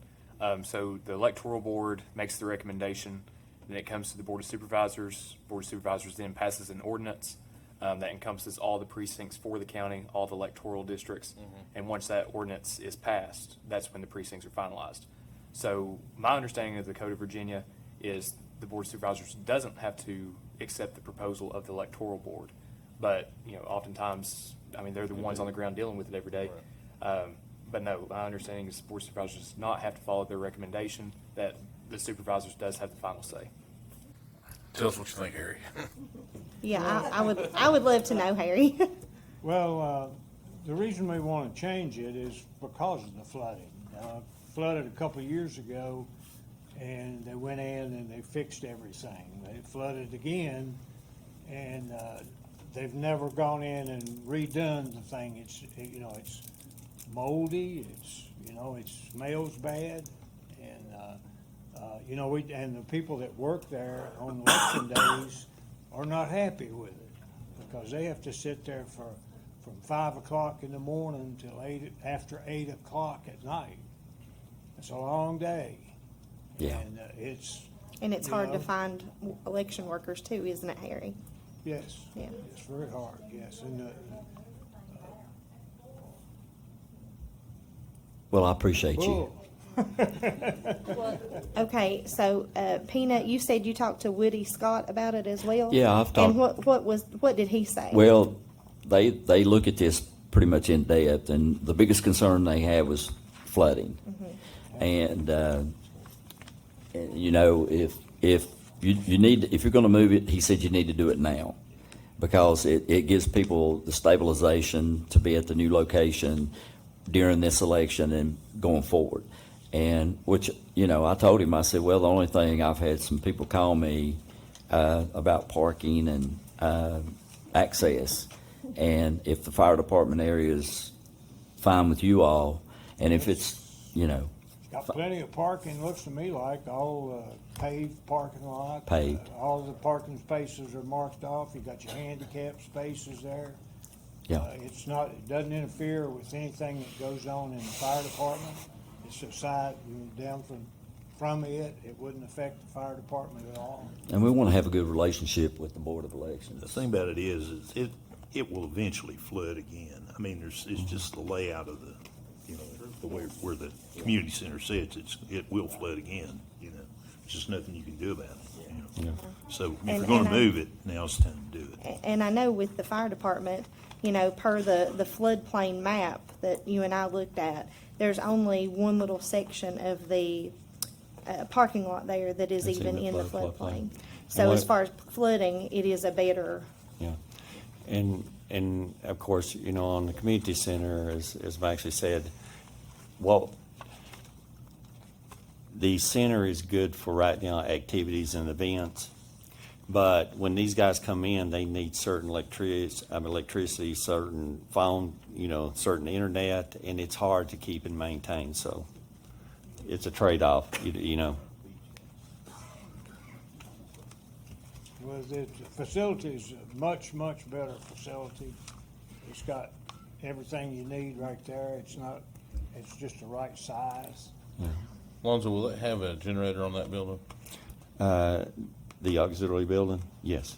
We made it, we moved in conjunction with what the electoral board was doing, and instead of the fire department, the generator will be, along with ice machines and the rest, as one of the shelters. It's actually a shelter designation. It's not at the community center. The community center will have a generator, but I'll have it But- up on stilts, you know, Yeah. but it will be flooded, you know. It floods on, yeah, okay. So Yeah, it's I mean, up to y'all. doesn't It's do up to you y'all. good It's up to have y'all. power if everything's Well, underwater. it's good in snowstorms. Yeah, right. Okay. I mean, I think it's pretty clear. I mean, I don't know how you avoid it. Do we go? One thing, Harry, while you're here, can you explain what your plans is with Copper Creek and half going to Oak Grove and half to Castlewood or whatever's happening? Well, we there, so- discussed that with Mr. Lester. Well, just so the public can hear Yeah, it from an well, electoral board member. Basically, we're gonna do away with that precinct and split the people that vote there to Moccasin Precinct and South Castlewood. So split them in the middle, you know, the ones, you know, they'll have to draw a line on which side, They do. you know, who goes where, but that's basically what, it actually helps you lose a precinct.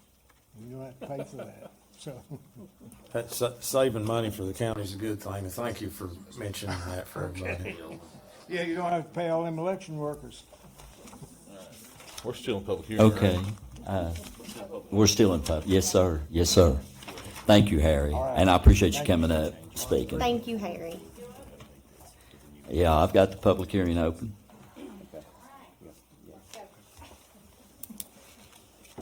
First of all, Cleveland Community Center is one of the nicest community centers I've been in around here. Let's just make that plain and clear. Secondly, the wall inside the fire department absolutely floods. That is the same creek that goes to the same river that runs right through the fire department. I mean, it's no different. As far as parking goes, I mean, you've got a better spot. As far as the main road, you have to turn down a back street, a small street with a one-lane road to get to the fire department. One lane. That's it. The internet was put in at the community center specifically for this voting. Also, it's flooded one time during an election. Once. That I can remember in my whole lifetime. What about yours? And that's why there's an alternate location for voting set up, which could easily be the town hall, but nobody asked that because that is the best one that is out of the flood zone, but nobody even mentioned that part. You know, that was never even thought about. And this was all because the old town hall was rented out, which is at the same level as the fire department as far as I'm aware of. So I am totally against this. I think it will be a disservice to our elderly people that come to vote. I think it will be a disservice to Cleveland, period. And that's it. Thank you. Anyone else? Okay, I'll close this public hearing. Well, we got a bunch of them tonight, don't we? Okay, the next one's the Russell County Erosion and Sediment Control Ordinance. Do we have anyone that want to speak in regards to that? Seeing none, I'll close it. New business. Okay, approval of the minutes. Consider approval of the minutes of the following meeting of the Russell County Board of Supervisors and the unapproved minutes of July the 7th, 2025.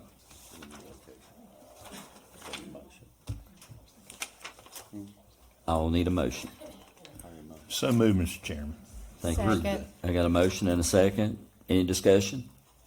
All in favor? Any opposed? I'll abstain, I wasn't here. Okay. I'll do the same, Mr. Chair. All right. Thank you all. Thank you all.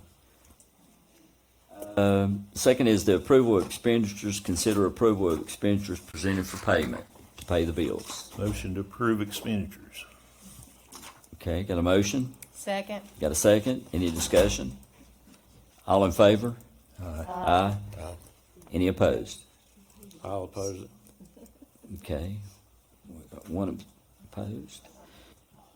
Okay, we have no committee appointments tonight, and now I need the list. Citizens' comment, and we're going to give you 3 minutes. Okay,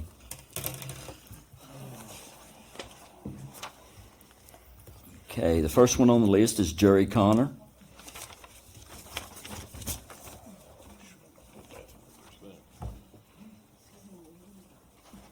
Hey, y'all tonight. This is concerning the county property that y'all want, all the property. All right, you wanted to sell all the property, your idea. So I don't know why we ain't selling it all. But I'm talking about the Gibbon School and the Cleveland Horse Ring.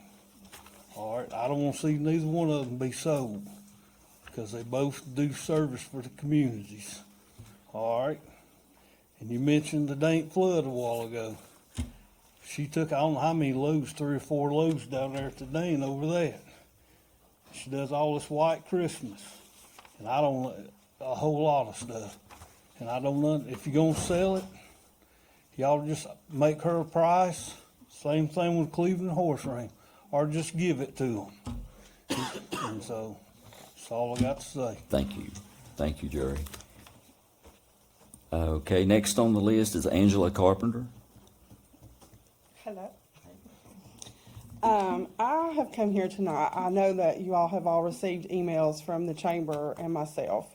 We would like to formally request that tourism be contracted out to the chamber.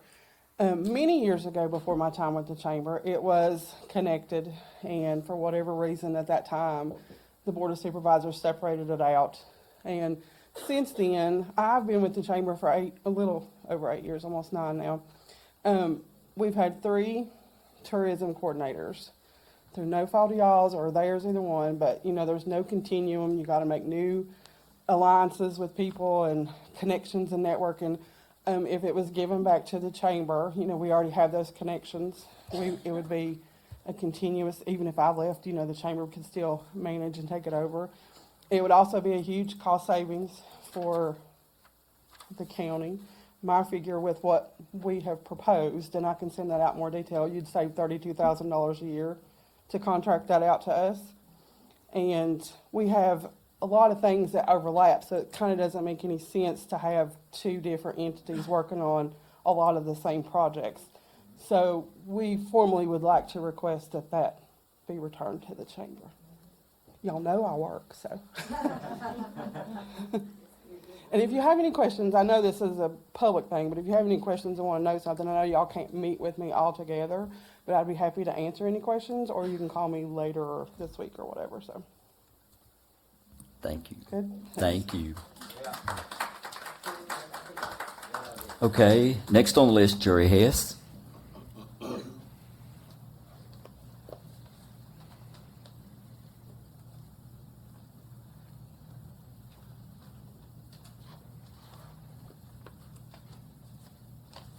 My name is Jerry Hess. I've been a resident of Swords Creek for 82 years.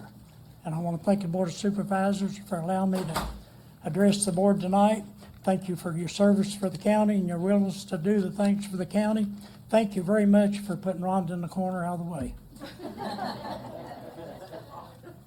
I especially want to thank all the board members, especially David, for the community center put in Swords Creek. It is greatly utilized.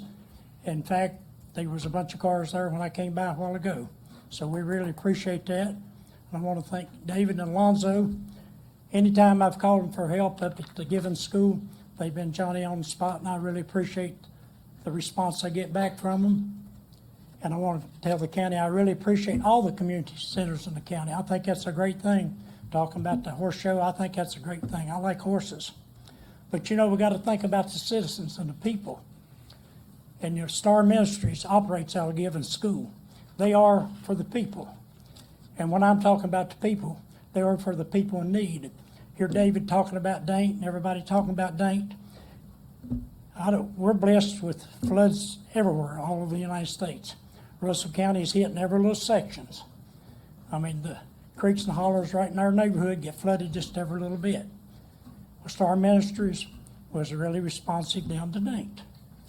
They not only do disasters like that for Russell County, but they do disasters for other places too, Buchanan, Hayes, Hurley, those places. They also help people in need. They have the school drive, Christmas drive, Thanksgiving thing. They assist mothers with children, with diapers, baby food, things of that need. That's a constant. They assist the community in any area, anybody with any food source they're able to get. I know for a fact they do that. They call me a time or two. I live close to deliver a food box. They assist people with clothing, furniture, anything that they have they need.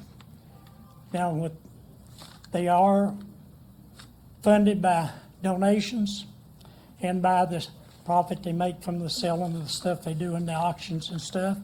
They do get donations from all over the United States. Last year, we actually loaded a 45-foot tractor trailer load of generators, heaters, cleaning supplies. And a lot of those cleaning supplies went to Daint. So they are aided by all over the country, as should be, and we should be aiding other people too. And I really think that the board ought to honor the May's commitment they made to retain Given School for Star Ministries. And if they got to sell the property, but retain the school building for Star Ministries for our county, our community. I think without the Star Ministries, you'd have a lot of these things go that wouldn't happen. Now, tonight, I would have been proud to see a lot of people that Amanda had helped. But these people that you help basically can't afford the gas to come over here. I mean, if you stop and think about it, you get a call from a lady that's got a couple of kids. She's laid off from her job, 2 little kids, 2 months behind on your water bill, 3 months. They try to assist in all these things. And I would really appreciate the board if they would reconsider and commit to the motion made and passed on in the May meeting to keep Star Ministries building for Star Ministries, sell the surrounding property. I thank you for your time, and I'd like to close with just one little thing. I wrote it down so I forget her. It's from Proverbs 31:9 says, "Open thy mouth, judge righteously, and plead the cause of the poor and needy." Thank you for time, and I plead for the community. Thank you. Thank you, Jerry. Okay, we have Jared Ring.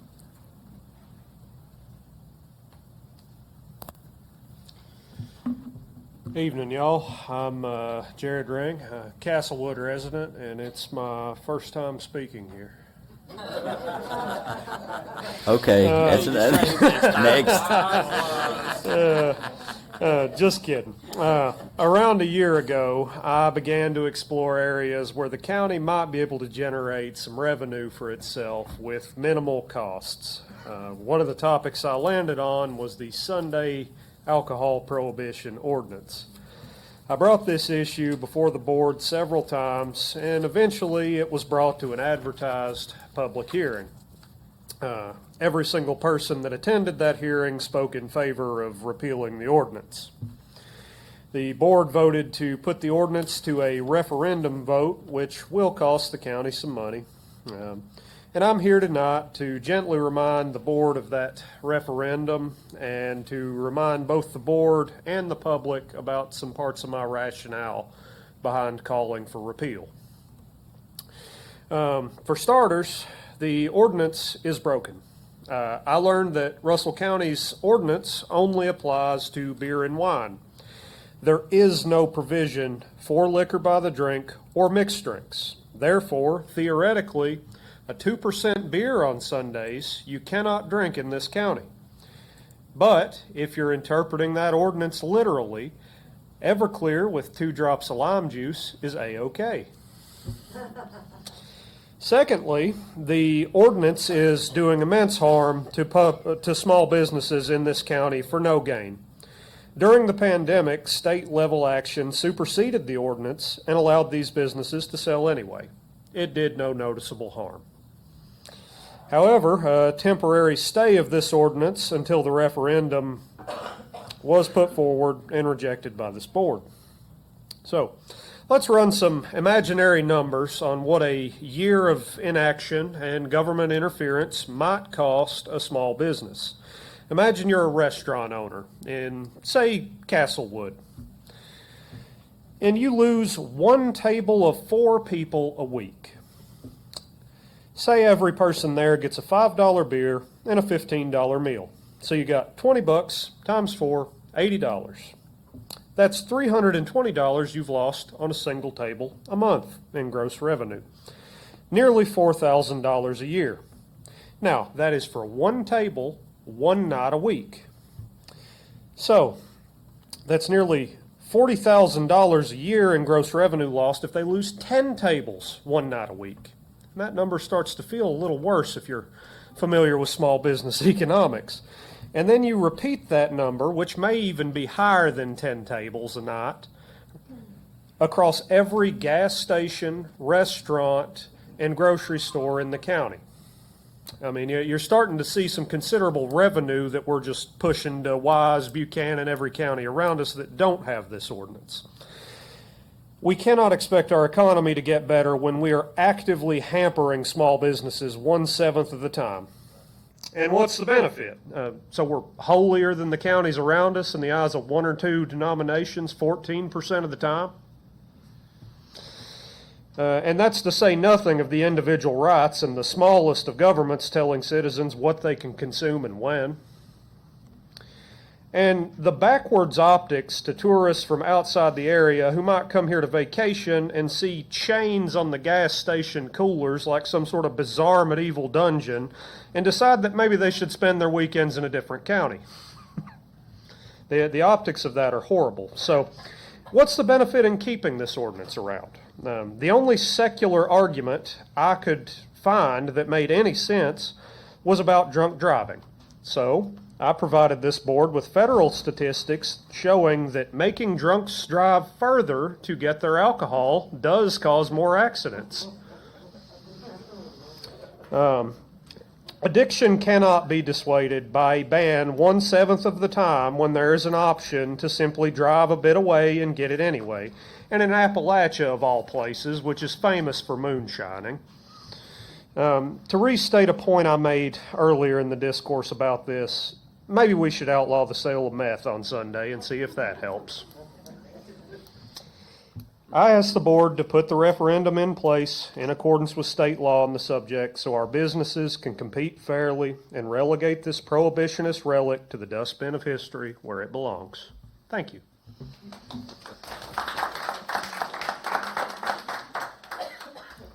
Okay, Rain Owens.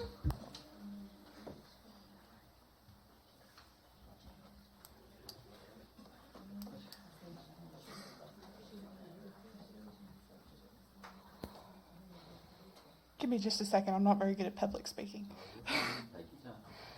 Hi, I'm Rain Owens. I'm speaking on behalf of Star Ministries in case you didn't remember from the few times I've came and spoke to all of you before, or the personal messages I've sent all of you over the few years. To my understanding, you're selling the schools, including the one that Stars Ministries currently resides in, to get money to build a new animal shelter, which is great. I love animals. We also help people with pet food quite often, in case you didn't know that. That's just a little fact. But also, hold on. But also not what I'm here to talk about.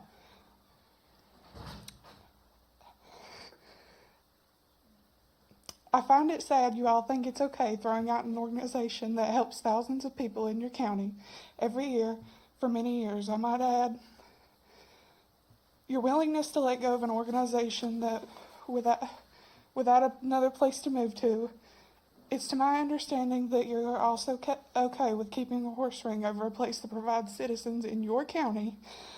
I understand it brings revenue and all kinds of business and amazing things, but also in this case you don't realize you'd be choosing that over people that already live in your county. You are responsible for.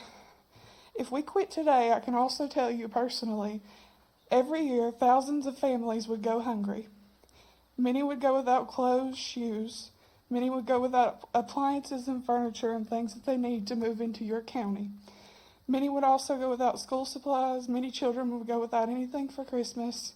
Many would go without power, water, rent money. And lastly, we try to spread the word of God. And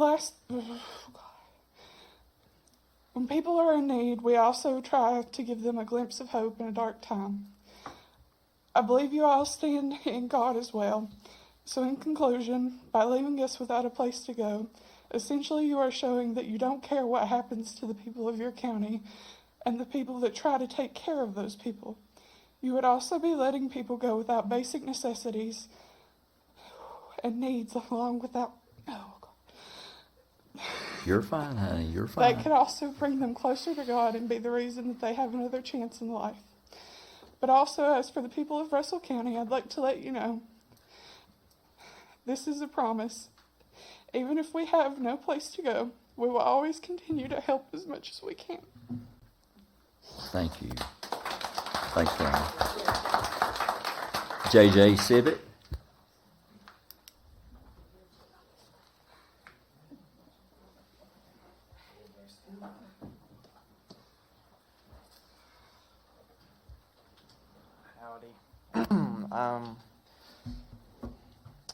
I'm not really here to speak politics.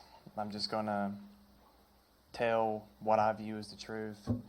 And I've been volunteering under Amanda for 8 years now. Sure, doing that with school and stuff, I haven't been there as much presently as I used to in the past, but even now, without me there, there's still so much that gets done. And even thinking about leaving Amanda and Rain with nowhere to go, Stars losing all that, not being able to take care of your own people that have elected you to take care of them. I mean, that's just wild. If you need the money for something, like Jerry said, sell the surrounding area, leave the school. There's so much area around it, free real estate or whatever you guys say. Do some other form or something to make money and leave the school to Amanda to supply your citizens with stuff they need. Whether I've had to go up there in the middle of doing something with Mom to make food boxes for people to feed their kids. I've had to go up there and do all sorts of stuff, help her unload stuff, help her move stuff, help her pick stuff up. Supplies so much for so many people. And the fact that we're even here talking about selling it is just wild. It just shouldn't be happening in the first place. So let's just, everybody use our collective mind and try to do the right thing, please. Thank you. Thank you, JJ. Amanda Thomas. Okay. Well, I'll let her speak. When she comes back in, Dr. Mark Matney.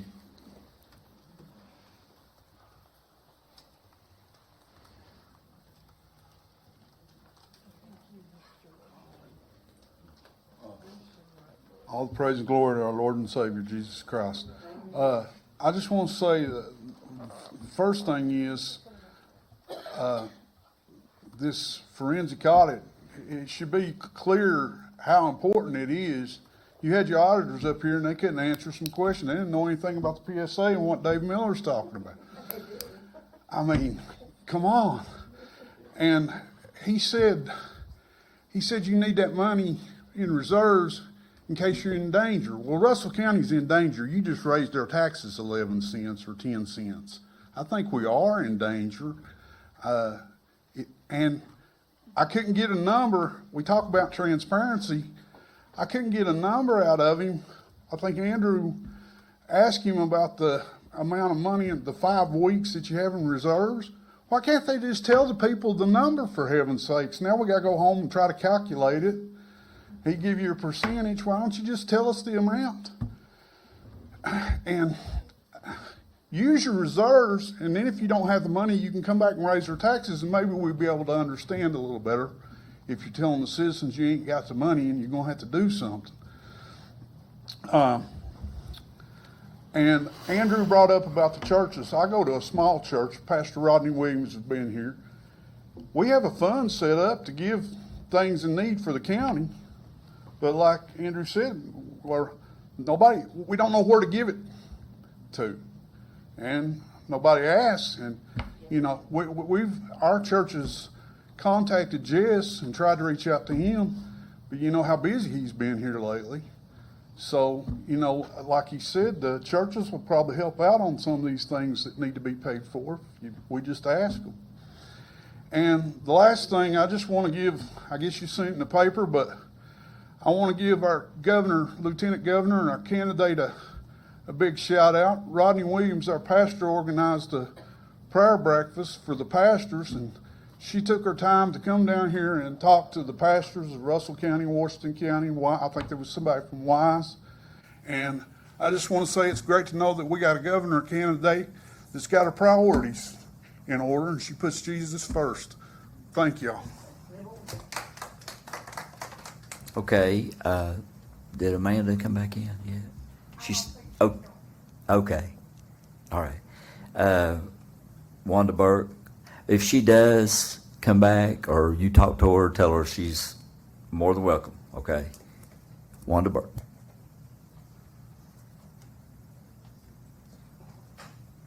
I'm not talking about the fiasco. I promise. I just wanted to talk on behalf of Star Ministries also. I have reached out to Amanda so many times. Y'all know what we do with the drug and alcohol problem and the issues and the families that are out there needing help, people needing help. And so many times, you know, we talk a lot about churches, but I'm going to be honest with you. There's a lot of churches that don't really want to help these folks either. I'm just going to be blunt about it because there's a lot of churches that kind of turn away. She doesn't. She doesn't look at where they're coming from, what they've had going on. She tries to do whatever she can to help the people in this county. That's hard to find. She puts in hours, beyond hours at that place. I give her so much credit, her and Rain. I have never seen people put in the hours that they do out there. And it's not because they're getting paid. There's crowns coming. There's crowns coming for them. That's what's coming for them. But I think as a board, we really need to look at this and see what you can do to keep this in their hands. Try your best not to get them out of there, because this is such a support to this whole county. And people that don't feel they have any place else to go, to look for help, to try to get help, and not be judged. That's the best part, not be judged. Because if you haven't been in that position, it's a stinky place to be. So just rethink that. They have worked so hard, and I commend them over and over for everything they do. And I thank them for what they do, and I know there's a lot of people in this county that appreciate everything they have done for them. So I just ask this for them. This is just speaking up for them. Thanks. Thank you. Rain, is she gonna? Okay, honey. Anybody else got anything? Okay. Howdy, y'all. Instead of talking about the school system, I'm going to talk about the horse park. So I have been the president of the Appalachian Gateway Horse and Trail Association in Cleveland since 2018. We put this organization together then. We've had a board of 7, and we've pursued events throughout the year. So what we do is we put on different events, top things like horse shows, rodeos. The 4-H comes and uses our facilities and does all their events there as well. We try to encourage FFAs to come do competitions at our grounds there as well. And we try to give back to our community. So we get a set amount in our budget every year that we know what it takes for us to operate. And then at the end of the year, we have a meeting at Bonanza, and we try to donate that money, what we have extra. We donate to the Cleveland Life Saving Crew every year. We actually pay the young Cleveland Life Saving Crew to take up money at the gate at every event. We've made donations to the Cleveland Fire Department. We donated to the backpack giveaway at Cleveland. We paid for the blow-up screen when they had the kids thing down there. Marcus contacted us, and I can't remember, I think it was around $400. We provide over $500 to the Cleveland Life Saving Crew during the disaster so they could provide meals to the community. They went and bought all the groceries and give meals to the entire community, and we paid for that. And this is an ideal that I have. It might be something you'd like to look at. So we apply for grants. We've only got one, and it was only paid for our trophies and ribbons. Everything you see on the grounds, we don't have a building, we just have a lot. We made that deal in 2018. Actually, Miss Rebecca Dye was the chair lady then that we made the deal with. We leased the property, like Amanda has stated, for $1 a year. We've done all the upgrades, and we've paid everything. We've not used no tax dollars for nothing. We've raised the money, we have fundraised the money, we have spent out of our own pockets, and we are not a paid board at all. It's all volunteer work. But an ideal I have is, why don't you make a deal with the Cleveland organization and Stars Ministry on the building and give it to us, and if we ever dissolve or we ever quit, we'll give it back to you. I mean, it would still allow their organization to continue doing the great things that they do, because I'm telling you, I know what Amanda and them do, and it's a lot. I've been there. I went and picked up stoves and refrigerators for people in need at her facility. Let her take over responsibility of the school and the upkeep. We'll take over the responsibility and the upkeep of the showgrounds. There's 2 really good organizations that's been stated here tonight that the county really does. It affects everybody, but the things that we do, it provides a place for people to go on the weekends to have a place to show. We bring in thousands of people on an average weekend. We have our show coming up on the 16th of August, which is our memorial show. We've been able to fundraise over $12,000, which will be every bit of it guaranteed money given back to the people that come and participate in that show. And, we're there to give back. We're not there for ourselves. We're there for the community. And we try to do that every year. It's not easy finding help, and it's a struggle. We have 7 committed board members, and that's all that it is. That's all we have. That's all that it takes to put on our events every year. But I would hate to see Stars Ministries leave. I'd hate to see that gone. That is a blessing to our community. But in my eyes, is you've got a ministry that helps people. You've got an organization that gives back and also provides something to do for the youth and for the adults as well on the weekends. So why don't you just give us the properties, and if we ever dissolve or we ever quit, we'll give them back to you. We won't sell them because, mind you, the IDA sold the Cleveland School building for $10 and now can be resold for this online for $2 million. I mean, that's ridiculous. I mean, so you've got a Cleveland School that was sold for $10 and they legally can sell the building. I asked the IDA, I asked Ernie McFadden, he said there is nothing stopping them from selling that building. That ain't fair. That ain't right. I mean, so why don't you give it to us? We're not making no money from it. It's not like it's not a business. We're not paid. Amanda's not paid. Their group's not paid. My board's not paid. We're just there to give the community something to do. And they're there to give back to the community. So I think you've got two really good organizations. I'm actually glad they brought it up because I've been asking for years to work out a deal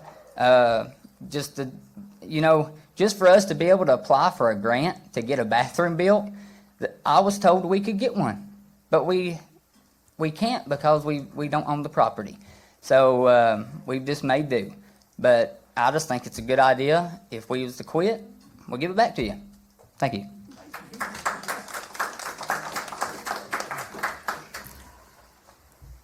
Do we have anybody else coming up? Okay. All right, what I originally came here to speak to you tonight is I strongly urge you to pass the erosion and sediment control ordinance for Russell County. And as a farmer myself, that's why I think this ordinance is important. Farmers and landowners will benefit, and I'm sure y'all know all the details, so we won't go into that, but I do strongly agree with that. One more thing on the moving of the location, I think we need to redo this public hearing because in today's age, we look to the agenda for what we're going to come speak about, and I don't think everybody's had an opportunity to speak on that. So I think at least do that. And you need to consider also if there's an emergency and you have a one-lane road going into the fire department, how is that going to hold up fire trucks or hold up voters? Because I'm in Cleveland and the fire trucks go out a lot of the time. I mean, it's very often that the fire trucks go by the house. So I think that could be an issue, either holding up voters or holding up the fire department. I know there's two separate buildings, but there's one lane road to get in there. So those fire trucks take up the whole road to go out. Anyway, I just think that needs to be redone and give people opportunity to speak on that from Cleveland because we looked at this agenda and we didn't think that was going to be on here tonight. Thank you. Thank you. Anyone else?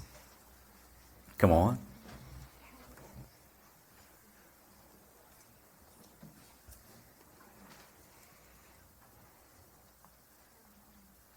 No, I'm just kind of here to follow up with Jared's statement about the amount of money that you guys are using not. Could you give us your name, please? Christina Address. Caudill. Okay. My address. Do I have to give that?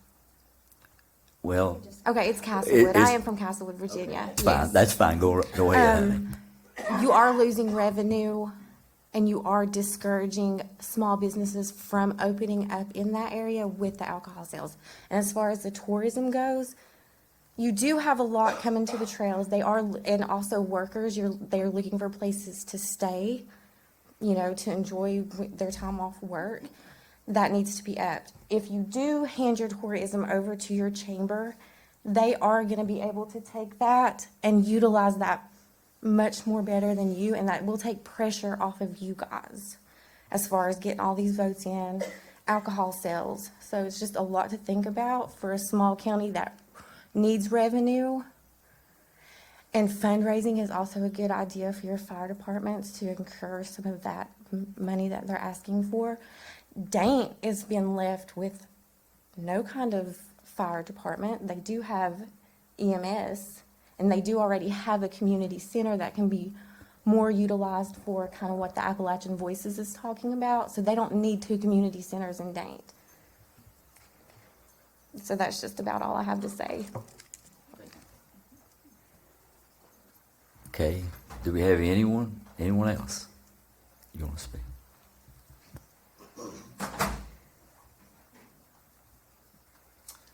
Hello, my name's Jason Gullett.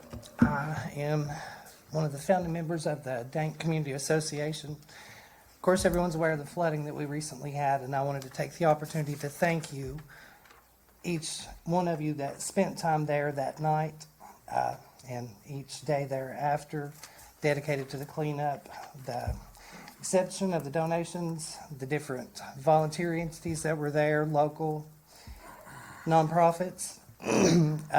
There was a slew of people that also assisted, mainly St. Paul Fire Department. Speaking of the Daint and being without a fire department, personally, my opinion, I think we're in very capable hands. The individuals with St. Paul Fire Department have been very diligent with helping us. They have proven to be a little more beneficial than what we previously had. They're definitely dependable. Anyone that would like to question the response time speaks for itself. I think that's documented with everyone. I don't know about accessing that. Dane Fire Department had its own issues. They'll have to speak for what they've done themselves. I can't do that, but we do have a list of people that were there that have worked hard. Wesley Lawson with St. Paul Fire Department. I think he's the assistant chief. He's gone above and beyond. Charlie Wood, Lonzo, Luann, you were both there. Luann, I don't know. I'd say she's still there working during the day, probably trying to clean up after everything. She was there that night, quick responding. The rescue teams, Cleveland, Castlewood, all those that went out of their way and came in and worked, all the donations, the food, the preparation, going door to door. Luann, I know, delivered to several houses near me. I personally wasn't able to work. I was sick, and then having to be out in the floodwater, I was even more sick. Our Dane Community Association group, they have new members now.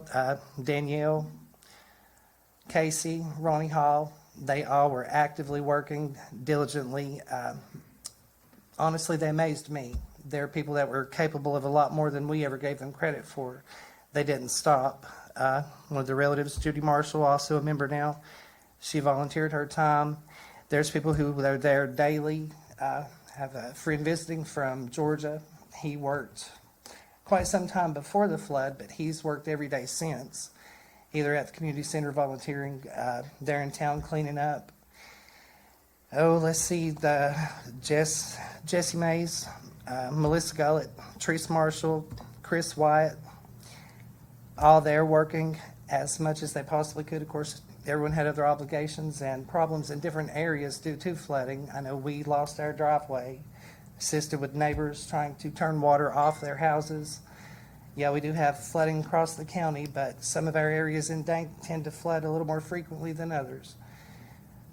We have addressed that in the past with the DCA. We have researched, worked with Jared Glass with emergency management, Jess Powers, trying to find ways to work around the flooding, see what we can do to correct.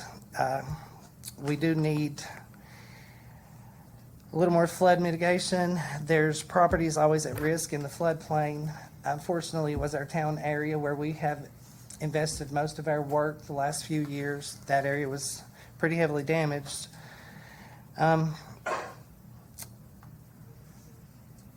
Let's see, now I lost where I was. We have worked previously on evacuation process. It's one of those, we have no shelter. The community center had to be utilized for command center during all this, and the community center itself was also flooded. It had to be cleaned, cleared before it could even be used for what it was needed for at the time. So it's not exactly ideal for shelter for people, but neither is the previous community center fire department building. That building needed to have been condemned years ago. The neglect on that building, I would see a responsibility of the county. I believe the fire department received plenty enough funding to have maintained their building somewhat themselves. But again, that's on them. We do need to focus on getting a evacuation plan in place for the community of Daint, especially if flash flooding like this is going to happen, within just a very few, an hour, say an hour and a half, there was water like I've never seen there, and I've been there my entire life. That was really a scary situation, and although luckily there was no lives lost, could have very easily gone the other way. Again, thank you for all those that dedicated and worked diligently to get through that. They're still having to work to clean up in areas. Any suggestions, any kind of help with evacuation plan, be greatly appreciated.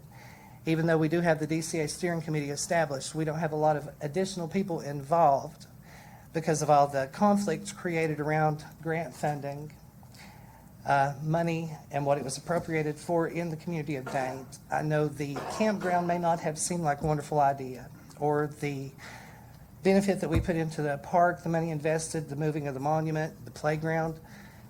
All those things may appear as a waste of money to others, but to us, we had to focus on what we could obtain at the time and what we qualified for, and where we could purpose that money.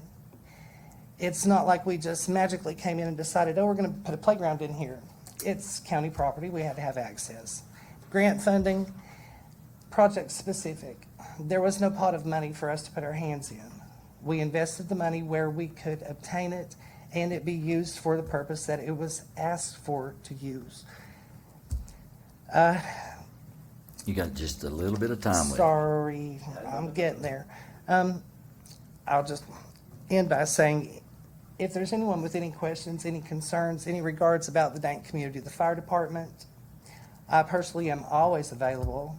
You can get me sometimes by internet. Internet's not the most reliable there. I'm usually at the community center or somewhere there in the community. Please feel free to come ask me. All of our steering committee meetings, all of our projects are open to the public. Anyone can come at any time. No one has been excluded. No one's opposed to anyone else's suggestions. Everyone has had the same opportunity as what we have had through this steering committee and the improvements around town. If more people got involved, it'd be wonderful to have them in situations like the flooding. We're basically working on a skeleton crew, and all help's appreciated. And those that continue to dedicate their time and always be there for us, Lou Ann Wallace, it is appreciated. Whether anyone else sees it or not, we know what you do and how you work and why. Thank you for letting me speak. Thank you. Thank you, Mr. Gold. Thank you, sir. Thank you. Okay. Anyone else? All right. If not, I just want to make one comment before we move on. At one of our previous board meetings, I had asked the board, when all this was in discussion about selling the schools, if they would give me enough time to try to help Amanda, try to find another location, which I was the one that helped her get into Givens. When they had to leave their other location, I met with her and tried to find her a place because of what she did for our community. So I understand the liability and risk of keeping the buildings, but I do think that JJ had a probably good idea to be able to do something to try to help them out. I've been up there to multiple events that they've had, and at one of the dinners and stuff they had, and me and my wife went, and it is a real need. I asked the board to give me a chance to try to find them a location, which I have made some calls in case the board did move on getting rid of the properties, for me to be able to try to help her to find another location. But I just want to ask the board if they would take all things into consideration, like's been brought up tonight, because we do need these support systems in our community, in our county. Saying that, I'll move on. Now we've got constitutional officer reports and requests. Seeing none, I don't believe is here. I'll go on. Do we have anybody? One? I can't see. I can't see. He's hiding in the back. I need a TV and a camera where I can see everybody over in the corner. You got anything, Bill? Okay. come on up and tell us about it. Yeah, come on up. Get some money. Get some money. Everybody else wants some. No, we've been talking behind the scenes about, what we need and things of that nature, and we're meeting and setting this thing up to better our opportunities to help the people. So there's going to be a lot of meetings coming up, a lot of grants and things of that nature. So, we're going to find it some way. Keep it off taxpayer, find it some way. We're always going to do what we do, irregardless of what we have. Certainly be nice to have some things, but we'll find them. So I don't have anything other than that, so. Thank you, Sheriff. Thank you, sir. Okay, we'll move on now. County Attorney reports and requests. Yes, sir. So the first one I have is the real estate tax exemption ordinance. So there's basically three things for the board to consider on this one.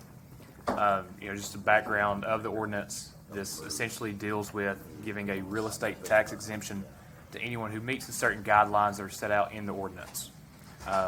For anyone over a certain age, anyone with a certain percentage of disability.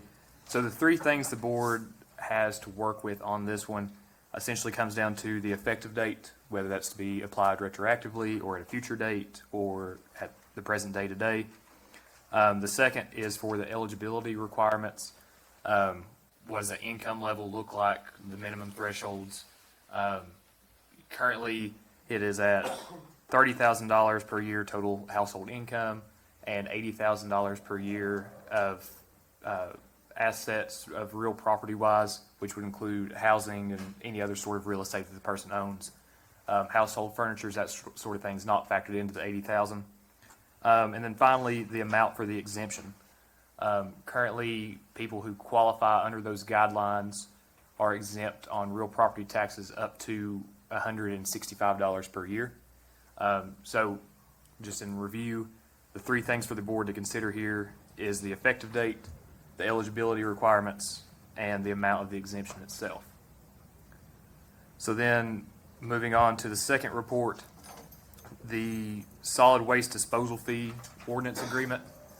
This essentially just boils down the ordinance that was passed in 2006 governing the solid waste management with the PSA. Of course, in the time since that ordinance was passed, there was a reconciliation between the county's PSA and the Castlewood PSA. So times have changed a little bit. Of course, the meat and bones itself hasn't really changed. So in this agreement, it outlines the requirements by the PSA.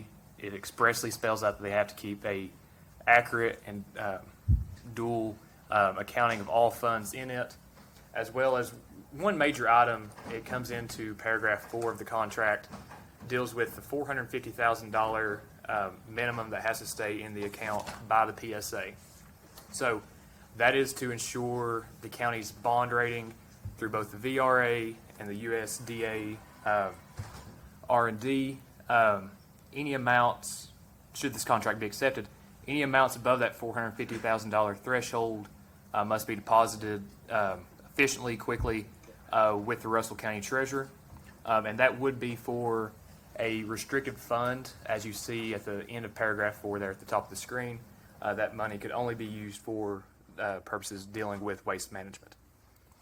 So then, moving on to the third report, dealing with the precinct location changes.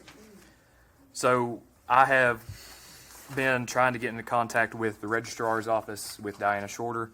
My understanding, she's kind of been out of town for about the past 2 weeks doing some meetings in Richmond and such.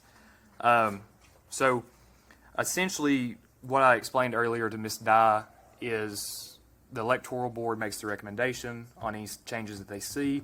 Of course, all precincts have to have roughly the same amount of people in it. Can't be over 5,000 people, can't be less than 500 people. So the electoral board takes all that into account. They make the recommendation, and then it's up to the board of supervisors to approve that plan. So the ordinance that's in your packet tonight and that's up on the screen is the ordinance that was passed in 2020. So that was the last time the precincts were changed. So essentially what the board would be voting on tonight is to accept the electoral board's proposals once they come back with those. The specific changes that, from my understanding, and I believe also Mr. Lester's understanding, is the electoral board has proposed we change the Copper Creek precinct from the Copper Creek School. That location is still to be determined. That's item number one when Ms. Shorter and I finally have our meeting. And there will be one small boundary adjustment within the Copper Creek precinct itself. Now, the other two precincts that would be changed based off the electoral board's recommendation, they would not have a boundary change at all. It would just be essentially a change of the 911 address where people would physically go to vote. So that second precinct would be Swords Creek.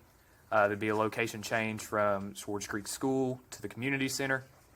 And the final one would be in Cleveland. That would be changing from the community center over to the fire department.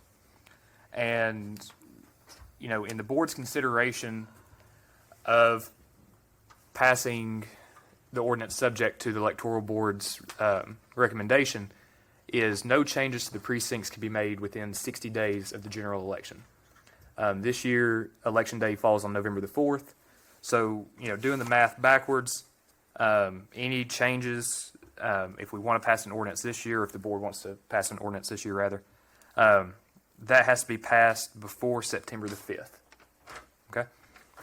So then moving on to the next item, the Erosion and Settlement Control Ordinance. This is essentially a template ordinance from DEQ, the Department of Environmental Quality. So this essentially boils down to what's the procedure for ensuring, the real estate itself in Russell County maintains its current shape. Basically, it boils down to any property that's going to be materially, substantially changed, less than 10, I guess greater than 10,000 feet or square feet, would require a permit, require a plan to be filed with the county's Department of Erosion and Settlement Control. And of course, it would outline the penalties within this ordinance should someone fail to adhere to that plan or even file a plan in the first place. So essentially, this boils down to this is the template ordinance from DEQ. It's one that's being used widely around the state. Of course, it's changed very little just to plug in Russell County's name.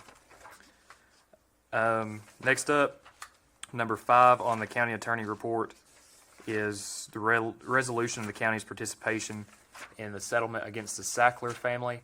Of course, that boils down to the opioid epidemic. Of course, there's been ongoing lawsuits, class actions against Purdue Pharma, the Sackler family directly as the people who have essentially flooded Appalachia with opioid addiction.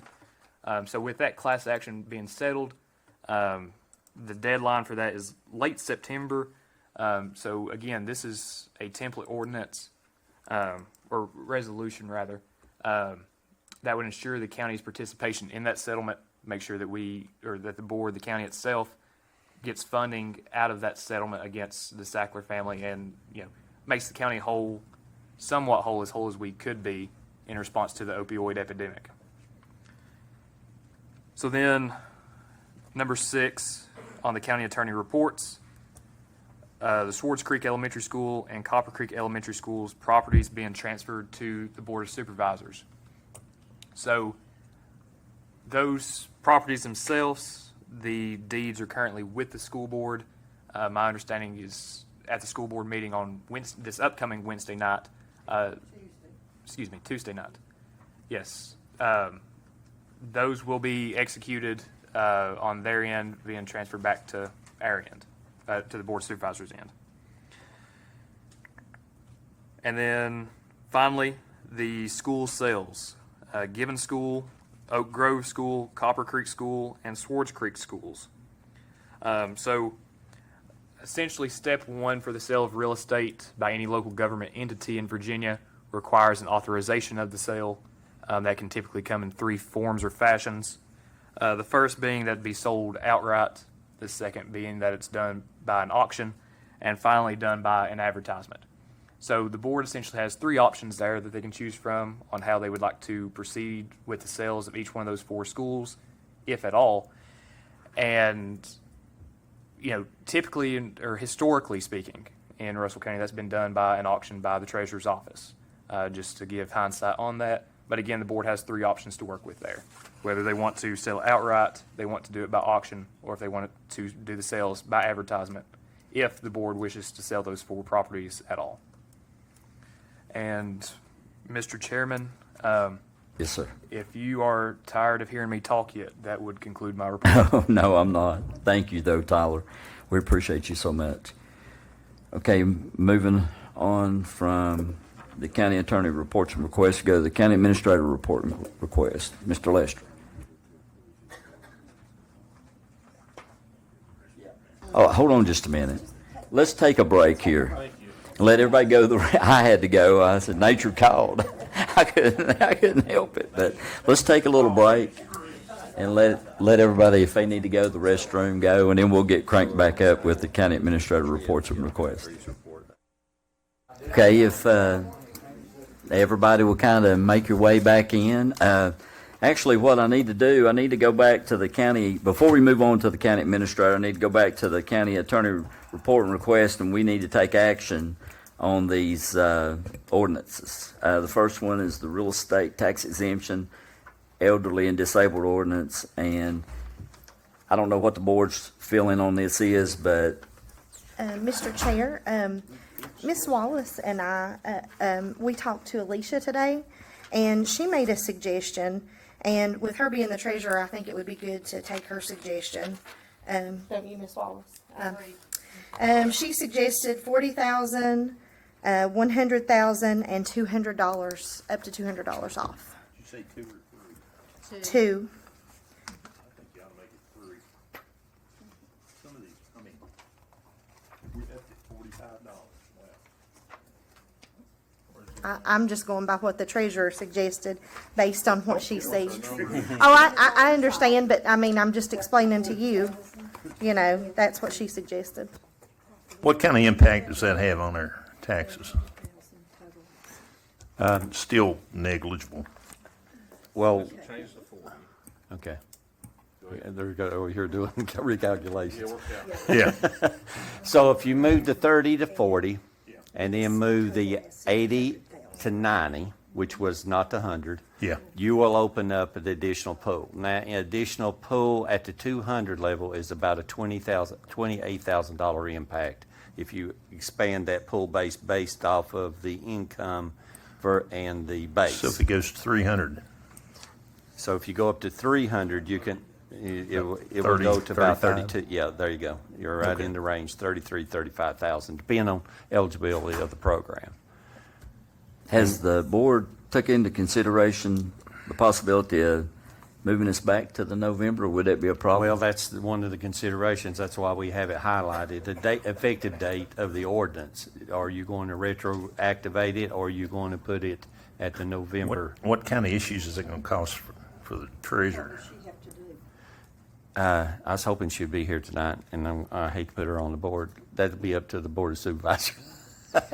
And Here wouldn't is that- what she can do. And, you know, she can do we can do an abatement and credit to it. She can do a credit on the second half. Then second half. To me, if we're gonna do it, we need to help as many as we can, you know. I know I won't know be coming to work tomorrow because she's going to hurt. I think this has a greater impact on some of the people that need the tax breaks. Yeah, what y'all got to Worse than remember, y'all got to remember too, if you ain't seen in the news, that the minimum wage in Virginia is going up 36 on the 100 in January the 1st. So we ran numbers at base of what the minimum wage was and what the 40,000. You're getting close if you got two. The ones that we looked at on Social Security, what they're drawing on a basis, so you're getting at that level. This will open up just the ones that's over the threshold that's still having problems with AEP and pharmaceuticals. So. It kind of fills that gap. I'd like to go ahead and make the motion that Alicia McLaughlin suggested, the 40,000, 100,000, and then the 200. Second. Okay, what about the date? Would you want to roll it back to November? So can we give them a half a year now, and then they can come in at a full year, because they've already paid now. You've already paid this one. They've already paid their first half. Yes, they have. And then this next, in November, we can make it that we can give them that half. Well, what you got to do, remember too, it ain't such a large impact. They've already got the one, the half of the 165 credit already. So it's up to y'all if y'all want to, continue. That's going to be confusing, in my mind it is, because part of that demographics has already gotten a 165 discount. Well, they've already got half of the 165. Half the discount, that is correct. So it's effective July 1st? Could you make it 100 for the fall, and then next year it's the full 200? In other words, You split still have to figure out the 165 that's already had their discount. See, they just paid the first half, which has already got credit for the half of the 165. So it needs to be effective for the second half. It will have to be to make it clean. I would go ahead and do that. That you're only talking half of, the $35, whatever it is. So. Okay, so amend my motion to do that. You said November, correct? Yep. Yeah. Right, attorney. Yes. So that's the next billing. That is $200 off the taxes for the year, and based on a $40,000 a year income, based on $100,000 of equity or assets. And I second that. And it's for November. So if I take 8250. We're going to start in November for those that. So if you go to 200, is that what y'all decided? Yes. So it's 100, so 85 to I second her $215. amendment motion. Okay, we have a motion. We're in discussion now. I'd like for the board to consider moving that deadline date from March as Dr. Matney suggested. Wasn't the deadline to sign up for this in March of each year? Mm-hmm. So can we move that deadline to closer to tax time so that people that don't know can find out when they come in to pay their taxes? You're talking the new fiscal year, the new calendar year. Yeah, we go into the spring payment. So can we do that in the spring? Yes, you're the governing board. Because see, right now, you're in a fiscal year that runs from July to June. So your next half will be into the spring, your next May payment. So Okay. If we could give the public a little more leeway on getting that filled out, I think it would be helpful as far as getting the paperwork in. That's up to the governing board, whatever y'all decide. And I'm fine with Tara's motion. I'll call the vote. Could you I guess that's a question for the treasurer, but you some sort of little notice in the tax tickets that go out? Maybe a little flyer that says if you are blah, blah, blah. I think there is. There is. It's on the back. It's on the back. There's a timeline there I never also. look at it. Yes, there is. There's a timeline for the treasurer, and I'm not exactly sure where that is, but you need to be in before the tax tickets go out. That is so correct. they know where you are with this thing. Yes, and I'll need it before November the 1st, because we'll be already into the process of getting tax tickets generated and the rolls and the books out of the Commissioner of Revenue. You usually do it in August, right? Yeah, that's if you're going to do it in the file. Washington County and Smith County both set their deadline to file. I'm not talking about money and stuff. Come into the office and get approved for elderly and disabled. They both moved it from March 1st to November the 20th. Mr. Chair, I do understand that, but we're already halfway through this. Yeah, So we've got 2 we need to get through this half and fix the other side of this. I would either make it effective before the November books go out, or like Mr. Hensley said, either you start it at the next May payment. So that's your 2 options. The motion already states that we're going to start it in November. Okay? I would back up a little bit on that because of the books. I'd have. Yes, well, Yes. the treasurer has to make that happen. We're just working with the actual date that's gonna happen on, But- the deadline, but which when- is December But something. when you look at the ordinance and let's go back to it, and I hate to make things complicated. If you'll remember, this was written 2006, and we are, I mean, we've since this all, we've changed. We're paying twice a year. See, that's a factor that has changed that date. We need to give them as much leeway now for their November, December payment. And then we'll have Alicia come tell us what's good for spring. Tell us what for. Yeah. Well, no, See, and the date, the time. See, But we need to do it now. yeah, you can do it now and see in Article 14, the date of effective date, back then, when they did it previously, they retroactivated it back. So that's the choice of the governing board. You can do it back, you can do it in November, or you can do it for the next. That's up to the governing board. Correct? Okay, any further discussion? So that's We can make a, okay, we can make, Can we restate the motion? we sure can. For the 5th time. We're trying. I just want to make sure we're all I on mean, the we've already same got page the here. vote called, but sure, Nate, why not?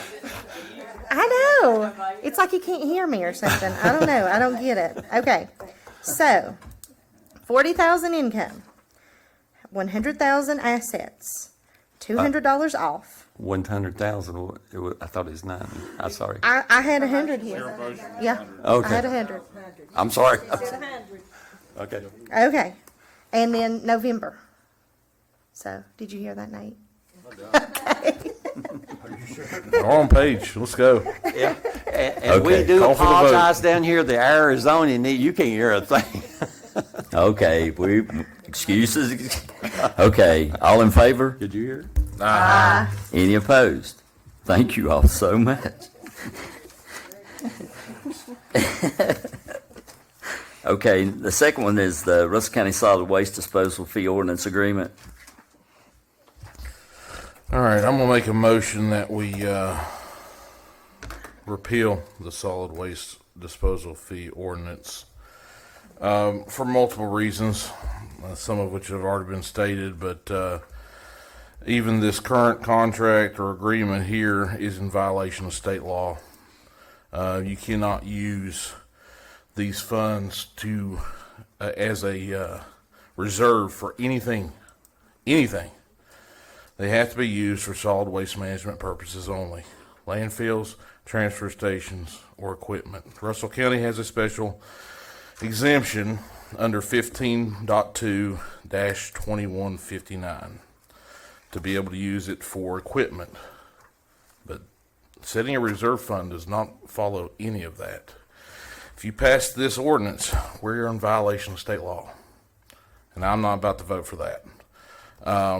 There's a lot of other issues with the way this has been set up. But mostly I see that besides violating state law, there's been no transparency from the PSA as far as the funds that they've received and how they've been distributed and used over the years. That's a huge concern. We are treading very dangerously for a state audit. Residents are being charged twice. They're paying services to haul their trash off, who are paying tipping fees at our transfer stations, and then those tipping fees are accounted for in that customer's bill from that commercial service. We do not run trash service as a county. We do not set dumpsters, so we shouldn't be charging people for that. They're already paying for that through that service. So we're not really even providing a service. There's a little gray area there, I know, because of the state code that was mentioned before as far as what we can charge, if we have to charge us for a service, but what we're using it for currently is a violation of state law. Not just our ordinance. Our ordinance was based on state law, but we're in violation of state law right now as we sit in these seats right here right now. So that's my motion, and I'll let it stand there. I'll give you a second on that. Okay, we got a motion and a second. Further discussion? Mr. Chair, I'd like to know, I appreciate your comments, Mr. Kaiser, and I don't say that I don't feel the same way, but I do have some reservations. And has this been sent to the Virginia Attorney General's office? No, ma'am, that's what I'm sitting here thinking.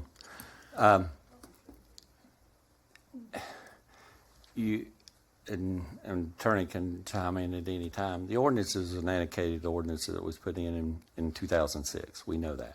So they gave it to the PSA to be able to collect it because they collected the bills. To make a long story short, to be able to fix this, you know, when the PSAs were combined, what people has to remember is that the Board of Supervisors in this consolidation to use this reserve, half the loans were the Board of Supervisors. It wasn't all the PSAs. 6.7 million of those loans were actually the counties. So it was a partnership to be able to combine it. But instead of, you know, killing the ordinance till you get Attorney General ruling, but what if we, like I stated in the previous board meetings, a couple board meetings before, what if we continued with the transfer of the $450 or exactly $490,000 on an annual basis to the county on an annual basis? You're going to have to put that reserve back. You will legally have to, then you will be in violation law. You will in default. So that's intentional. You're intentionally breaching a contract. So why not put the agreement in place, have the Attorney General put it in, put the terms and conditions in to where they could transfer all funds to the county on an annual basis before June 30th, and then y'all replenish the fund for the reserve on an annual basis by July 1. From the general fund. From the general fund. The reason you cannot do that is because the state law specifically says those funds have to be used for waste disposal, landfill use, and equipment for that. You cannot take more than what it costs you to do that service. Right. And the $450,000 sitting in that account cannot be used as collateral to fund a loan for something that is not waste related. It wouldn't be. If you move the money out of the PSA into the general fund, into the restricted fund, you would utilize that in the disposal or in the landfill items. Right. Then you take the money out of the general fund, which is not restricted, and replenish the reserve fund. So now you're saying the right hand's paying the left. You're doing that anyway. What I'm saying, though, this is a violation of state law. That's not what this is saying. This is saying that this is literally saying that we're using those funds as a reserve. You're not saying that we're writing the PSA a check for $450,000 to hold in reserve, and they're now turning all that money back over to us like they're supposed to. Right. You're talking about paragraph 4. What if we remodified that and took that out? Just have it to where the PSA transferred the total, all the funds, to the county into the restricted fund for disposal by June 30th of every year, and then the Board of Supervisors will have to proactively budget for the replenishment of the reserve fund for the loan. Why do we have to replenish the reserve fund? It's a reserve fund. It's not supposed to be used. So why don't we just fund that reserve fund, and then we don't ever have to worry about replenishing? That's what I'm talking about. That's what I'm saying. That's what I'm saying. So you're saying every year we got to replenish it. Why would we have to replenish it every year? You would if you had the $450,000 balance. Right. Right. Okay. That still doesn't take care of the issue that we're double billing people and we're not providing a service for it. They're paying a commercial trash carrier to pick up their trash in a commercial can, take it to the transfer station. The transfer station is billing the commercial carrier for the weight of the trash and dumping it, or volume. So that customer, that business or homeowner, whoever it is paying for the commercial carrier and the trash that they're dumping. They're paying that total. That's what they're. Then we're sending them another bill for the theoretical whatever we think the trash amount they're dumping is. So how is that not double billing? Or Alonzo, you don't charge the towns, any of the towns tipping fees, do you? No. Okay. No. Or the commercial carriers charge tipping fees? The commercial carriers, no. They pay, when they come across the transfer station, they pay. They're billed by Right. Brian They Ferguson pay. at the. But those are the commercial carriers that the businesses have selected That is to correct. do that. That is You correct. know, they have the option to let us pick it up, and they don't pay tipping. We don't have trash service in Russell County. Well, the bins are what they're talking about, right? Yeah. I'm not talking about the residential people. No, I'm talking about bins. We don't drop bins at people's businesses as a county. We No. have, yeah. Wait a minute. Let's make sure we're tapping apples and apples here. Okay. Let's use Walmart. Walmart has a commercial carrier that picks up their trash because the town of Lebanon, one, don't have the resources to do it or the volume. So what each town does under the code, as you can see up here, they send a listing monthly of their businesses within their jurisdiction and who is the carrier. So when they come across the transfer station, Brian bills those carriers. We don't bill them on the other bill. So the PSA is not sending them a bill. No, they're supposed to be striking the bills. It doesn't overlap and double bill. So why is Mr. Wallace being billed if he's in town of Honaker by the PSA? I would have to pull one account. I'd have to I mean, look this at is each multiple people that we've heard this from. Well, I'd have to look at account by count. And then who's keeping track of this, and how are we figuring out how much has already been paid and what hasn't been paid? Who's going to get a fee? Who's going to get a penalty? Well, this is a unmitigated mess that we're in right here, and it needs to be gone. Well, and you need to charge the towns for the trash. That's the proper way to do that. I understand, but you got a source of revenue off here. But if you want to fix the transaction that's in the reserve account, transfer it over, and then fund the reserve account out of the general funds. Now, as far as the accounts that's setting in the ordinance, that is to build businesses, as you know, the Burger King, we've got everybody up here as you see. Now, the towns submit to the PSA the businesses that within their jurisdiction on a monthly basis and who their carrier is. So they're paying through our not waste authority, but through Brian Ferguson. Right, transfer station. Yeah, who's sending them the bill for what they're coming across the transfer station. And the PSA should not be sending them a bill. They do not if they have a commercial carrier. That's correct. Who in your, as CH still here, do you have a commercial carrier that's picking it up and bringing it across the transfer station? No.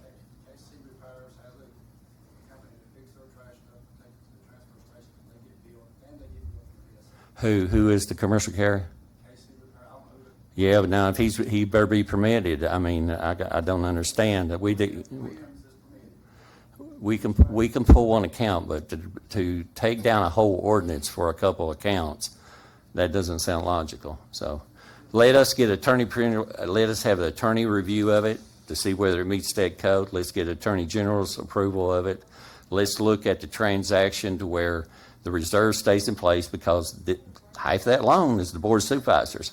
The part of the guarantee, as we've seen in the previous board meeting, those 0% loans was based off the condition of a reserve fund. That's fine. And so we can clean this up. It's procedural and transaction. Now, another thing that we have done since this has started, just to make sure that we're on clarity, we have reached out to New People's Bank. New People's Bank has had this account since the day it was first initiated. We're pulling all the records on those. So we're not running on what the PSA is showing us. We're going to do a reconciliation of the total account, and we'll turn that over to the attorney. Of what account? Huh? Of what account? The the disposal account from day one. From our disposal account? Yes. What about the PSAs? That is it. Well, that is it. Okay, the PSA's account of how much money they've brought in.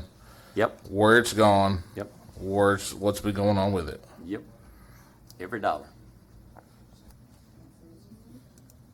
Right now we got a motion and a second. Any other discussion? I'll offer a subsidiary motion, Mr. Chair, Okay. that we pause everything with the ordinance currently the way it is right now and ask for an Attorney General ruling on this. I'll second that motion. Okay, any discussion on this? Any idea how long that takes? I mean, is that something we'd know about next month or next year or 6 months? About 60 days, but in the meantime, we'll be pulling the source documents from the bank. So we'll have an accurate, and they've already started downloading, so we've went already back to the original date the account was established by the Board of Supervisors, which was October of 2006. So the Board of Supervisors established the PSA's reserve account? It's the PSA account.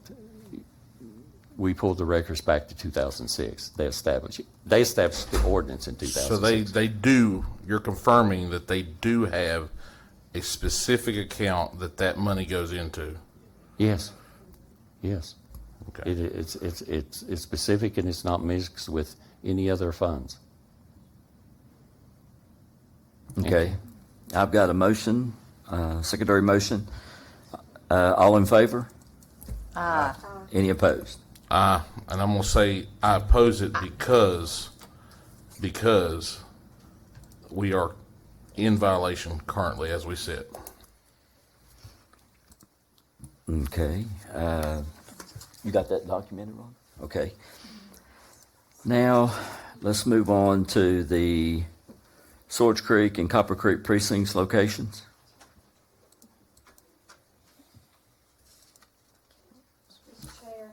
Sorry. Yes.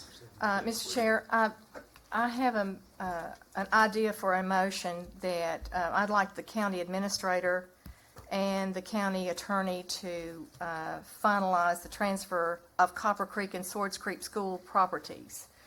And when the deeds are signed by the Russell County School Board, that says so. But Givens, I'm pulling that one out. This is on the This is precinct. This is just the precinct. You're on the line I'm 7. sorry. That's okay, honey. I'm On line not paying 7. attention, apparently. Yeah, on line 7. Do you want to do this one while I'm at it? We got a bunch of them. I am out of order and I apologize. No, you're That's fine. going to be my motion when it comes. Okay. So right now, Swords Creek and Copper Creek precinct location changes after the school board. I'll make a motion, Mr. Chair, that we accept the recommendation of the electoral board and move those locations to. I'll second that motion. Okay, we have a motion second. Any discussion? Does that include Cleveland? It doesn't only say. says here Swords Creek and Copper Creek, and I was speaking in regards to what we have here, so. Yeah, so at that point, it comes down to whether the board wants to hold back the public hearing on Cleveland, do it at a later date, or if the board feels the public hearing that was held tonight was sufficient. I believe there are questions as to whether there was adequate publication as to the Cleveland public I hearing worry or about not. that with the adequate publication. And that would be my advice to the board is withhold the Cleveland It's on precinct. my agenda for Swords Creek and Copper Creek, so that's how my motion was stated in regards to those. Okay. I believe as far as the adoption of the recommendation by the electoral board, just for efficiency's sake, be done all at once. I mean, we can do it. We got into it once before as far as whether we could have an exception on a motion. This is a little bit different ball game from that motion I'm talking about when we, had some issues before. But we can approve, Mr. Hensley, we could approve the electoral board's recommendation with the exception of Cleveland for now, if that makes sense. I know I did a very roundabout way of explaining that, and then come back and accept the electoral board's proposal in full at the September meeting. So I thought the deadline was September the 5th. Yeah, your It is, 60-day window, we don't have a 60-day window at that point. So That's if it returned. is, we could do on the 2nd that was suggested? Yeah, if the meeting date for September is changed to where it falls within the 60-day window in order to pass the precinct ordinance, then that would work. And my advice to the board would be to take up the precinct ordinance all at once. Of course, the board has the ruling there. Mr. And Hensley, since there is question about the publication, you feel that that's, I do, yes. okay.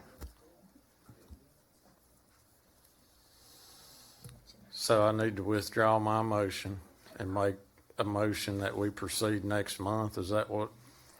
That would be my advice, ultimately as the Okay, governing board. that's I'll your withdraw decision. my motion and then my motion now will stand as, let's table this until next month's meeting to include Cleveland in our paperwork here. And the public hearing. And And the also, public hearing. and also, we need to make sure that our scheduled meeting date is going to fall within this timeline, because is. normally but that's Fair Week. Normally, we don't go to board supervisors during Fair Week. I'm just saying. I know. Well, I But know. this is an important board meeting, so the fair will just have to wait, I guess, right? We have to adjourn to reconvene. Now, could You we could do do that. that? You could do Would that. we have enough time to do that? Okay, so if you do that, and the attorney will tell you, start counting the days. So if I go down here, advertise, it'll be out Thursday, 1 week, 2 week. You could only get it by the time you hit the paper by the 26th. Is that your time? That would be right. Yep. You could be no earlier than the 26th. Because ordinance has to have 2 weeks public notice. And it did have the So you're Cleveland asking in me the to public withdraw notice in another the motion? newspaper. I'm lost down there. At this point, just tell him what to motion. You could do it on the 20, you could do it. Maybe more, JJ. You could do it on the 29th if you want. But I mean, that's up to y'all, but That would be just to handle this one specific. and this is the board's decision. Now, if you're going to move the board meeting and you're only going to move it from the 29th to the 2nd, so. Stay at the 2nd. That's just a recommendation. I'm good with that. Good? Okay, Andrew. My motion is to table the precincts, all that are involved, all three, until September 2nd at our next meeting. Have Second. seconds for public hearing. We got a motion, a second. Any more discussion? Okay, I'm calling for the vote. For public hearing, make sure that's in the minutes Yes. that it's public hearing. Yes. So we're good on that. Agree. All in favor? Aye. Any opposed? Thank you all. Thank God. Yeah. Yes.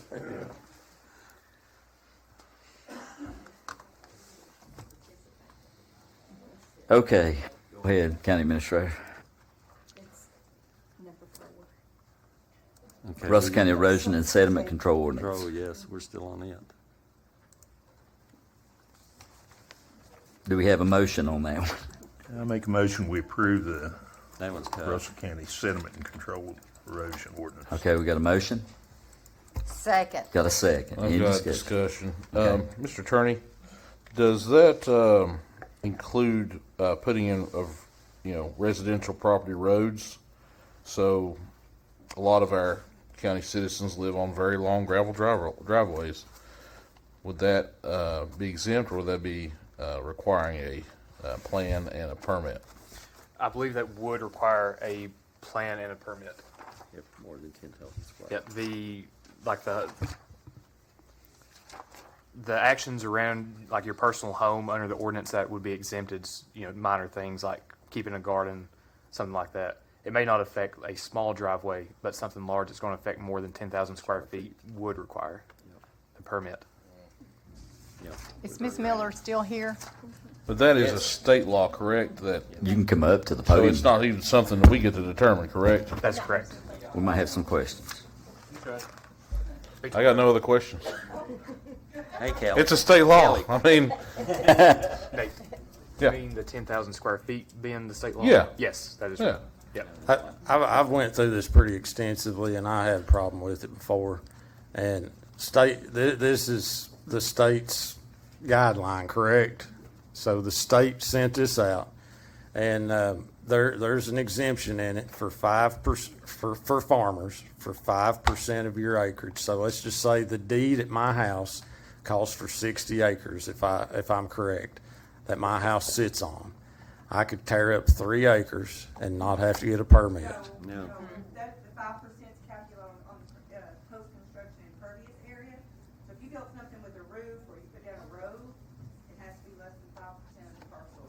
So 5% of that 60 acres that I own on my farm, will that 5% cover me on that 60 acres for 3 acres? The 5% calculation is based on the impervious area you intend to add. So if you're building a building, a barn, a road, for agricultural purposes, you would be able to use an agreement in lieu of a plan. It doesn't exempt you from anything. You still have to get a plan or a permit. And does that permit still charge $150? I guess that's a question for Lonzo. I'm not, okay. So if I'm farming, building a barn on my property, then I still am required to get a permit, but I don't have to get a soil and erosion plan through an engineer. So if you're doing But I that- still pay the $150. You'll process what's called an agreement in lieu of a plan, and it's basically a 2-page document with a map that sketches what you're gonna do, and then you vouch that you'll use conservation measures, blah, blah, blah. And then the process will the county will process that just like it's your plan. But you- Okay, and you that's do- still $150, correct? Yeah, that way you don't expend all the funds on the plan. Okay, so how much money did the county take in last fiscal year on these plans? I think you had told me $300. It would, let's see. For process an active permit, you have way more than that. Yeah. Because there's certain amount, if you go over 1 acre, then you gotta deal with the state. And so we know what's going on. And Russell County submits a monthly land disturbance report so we can work cooperatively on projects to make sure they're in compliance. So you have more than that. I'd just like to get rid of the $150 if we could. I mean, if there's not all that many permits, I mean, we're taxing people for everything coming and going. I don't know if it's my place to say, but if you go over 1 acre and you need a stormwater permit, and we use the same process that you all are examining tonight, it is free. It's what? It's So, free. so the state does For it free, but farmers. we're charging. For farmers. I built a barn next to my house. Okay. It's for the farmers. It's free. But see, sometimes, it's just like, it will, it's like, Well, yeah, I know. I guess I'm not a single family home. Is that something we could do That's away usually with the for same farmers? process. You live in Like the middle a of farming exemption kind of deal, just for the money portion of it? Since you're saying that it's free? I mean, I know we have we pay staff and whatever, but, Yeah. So, yeah, that's a very different consideration than what y'all have to deal with, I'm sure. okay, Lonzo, you're not going to charge anything for this agreement, are you? hang on a second. I guess that's what I was talking about, is more the agreement than the permit? Yeah. The agreement is Because- different from. Yeah, the Yeah. agreement. Yeah, you ain't gonna charge for the agreement. We're not gonna charge for the agreement? Hang on. Let's go to the terminology. Because that's what Andrew was asking about first, Unlike was Nate, that, you let's just see what- said let's see permit. what the code says. We had it listed here just. So while he's looking, if I have a 60-acre plot and I have a house and I'm putting a barn in and I need to get a road in, So, and the road's over 1,250 feet and it's 8 feet wide, that's over 10,000 square feet. Tell me what's happening. is the road to your barn or to your house? The barn's next to the house. Is it gonna be a shared road? Yes. then it would be a case-by-case determination, but more than likely it would be counted as a farm road. But now, Which if is it's new exempt? construction, it's not exempt, it's not exempt. Okay. And that, I think we're crossing wires a little bit, because there are exemptions in the erosion and sediment control law for farming, and it Yes, has to there do is. with the production of food and fiber. If you're tilling a field for corn, you're making pasture, those kind of things are exempt, done. You don't have to do nothing. Gotcha. But if you're building a farm-related structure, or something that you need to get your product to market, like a farm road, Okay. then those things can use this new process. Well, it's not new, it's 2003, but can use this agreement in lieu of a plan process. So you use that abbreviated process, you'll turn that into the county, they'll evaluate it and then give you your land disturbing permit.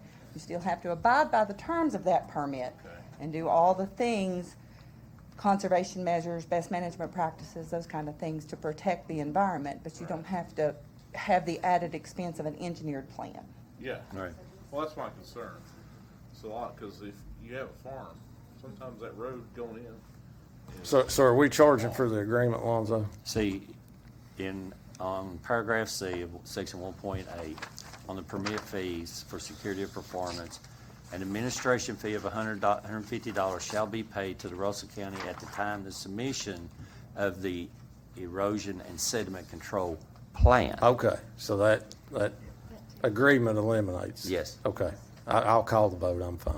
Yeah. Thank y'all. That's it. There's no other terminology. It's very plain and specific, and Okay, Just with the plan, just for the plan, ENS plan. not the agreement. Nope. That's what I said. we got a motion and a second. All in favor? Aye. Any opposed? Thank you. Thanks for staying. Get it complicated. Okay, now we're moving on down to number 5, resolution of county participation in the proposed direct settlement of the opioid-related claims. I make a motion, we elect to participate in this. Yes, there's a lot of money in. Second. And we got a second by Does Ms. this money go into the opioid abatement Yes, fund? yes. Okay. All restricted. Question, do we know how much? No. Possibly. I know what the total aggregate they're going after is $3 billion, but how much our cut is, we're yet to know, but, you know. The Russell County portion would depend on how many people or how many entities join in by that September deadline. Silver lot. So, Thank you. yeah, so it'd be about $3 billion lump sum for the total settlement, divided by ever how many entities take part. And everybody's got their hand in the cookie jar. Okay, all in favor? Aye. Any opposed?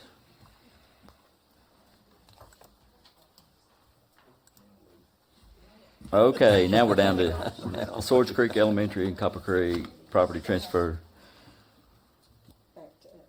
Okay, so I'm back to my motion before, and you all have already heard it, but I want to I'm going to make a motion that we move for the county administrator and the county attorney work to finalize the transfer of Copper Creek and Swords Creek school properties.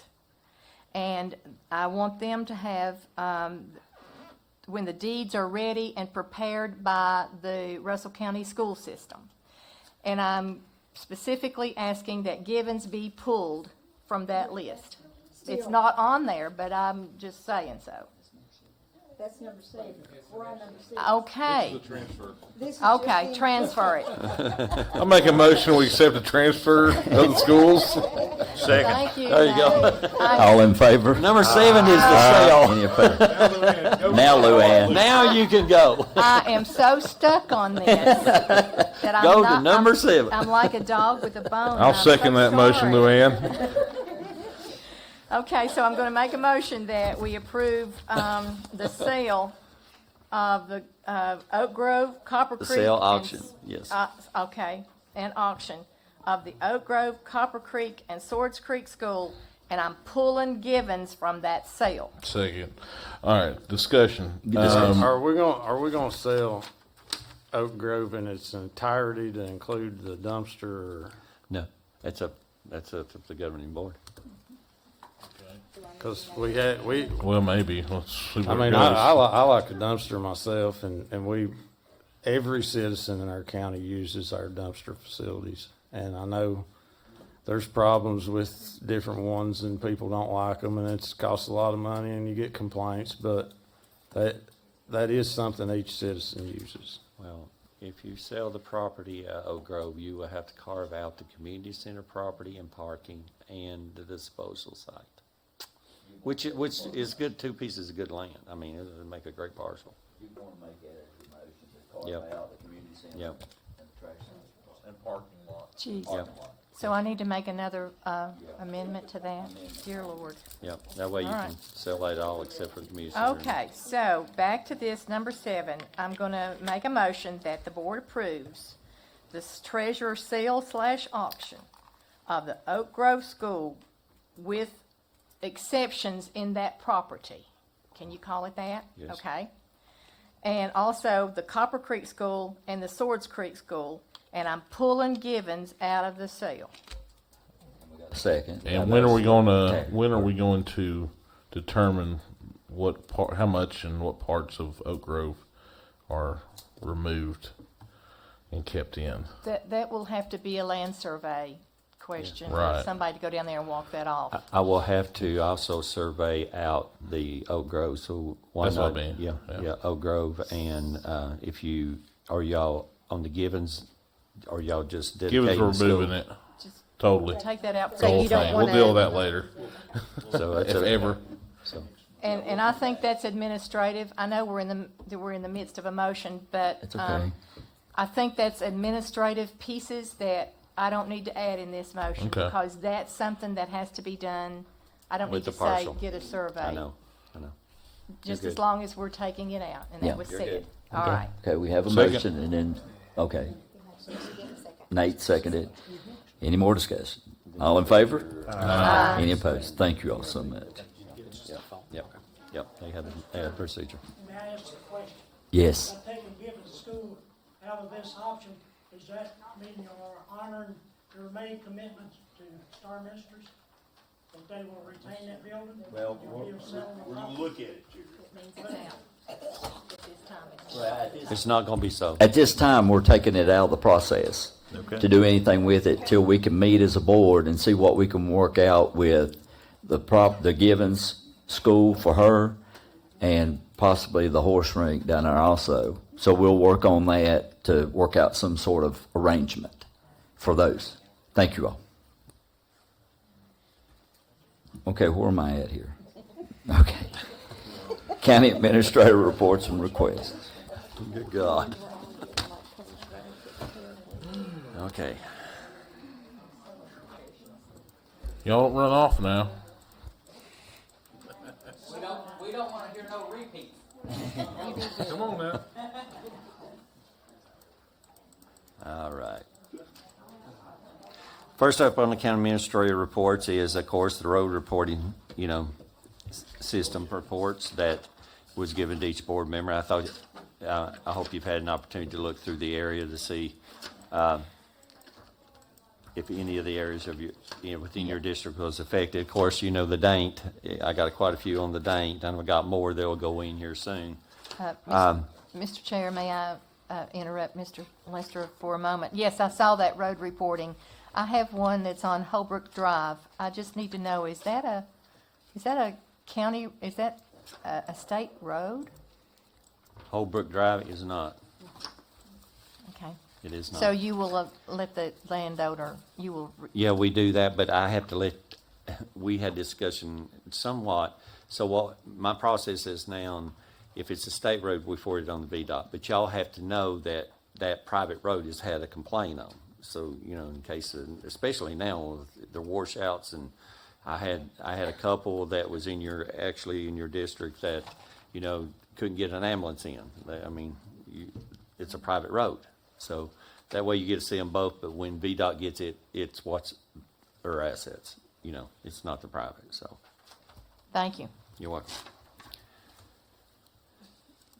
On, of course, the VDOT muffler report is VDOT's got 2 actions requests.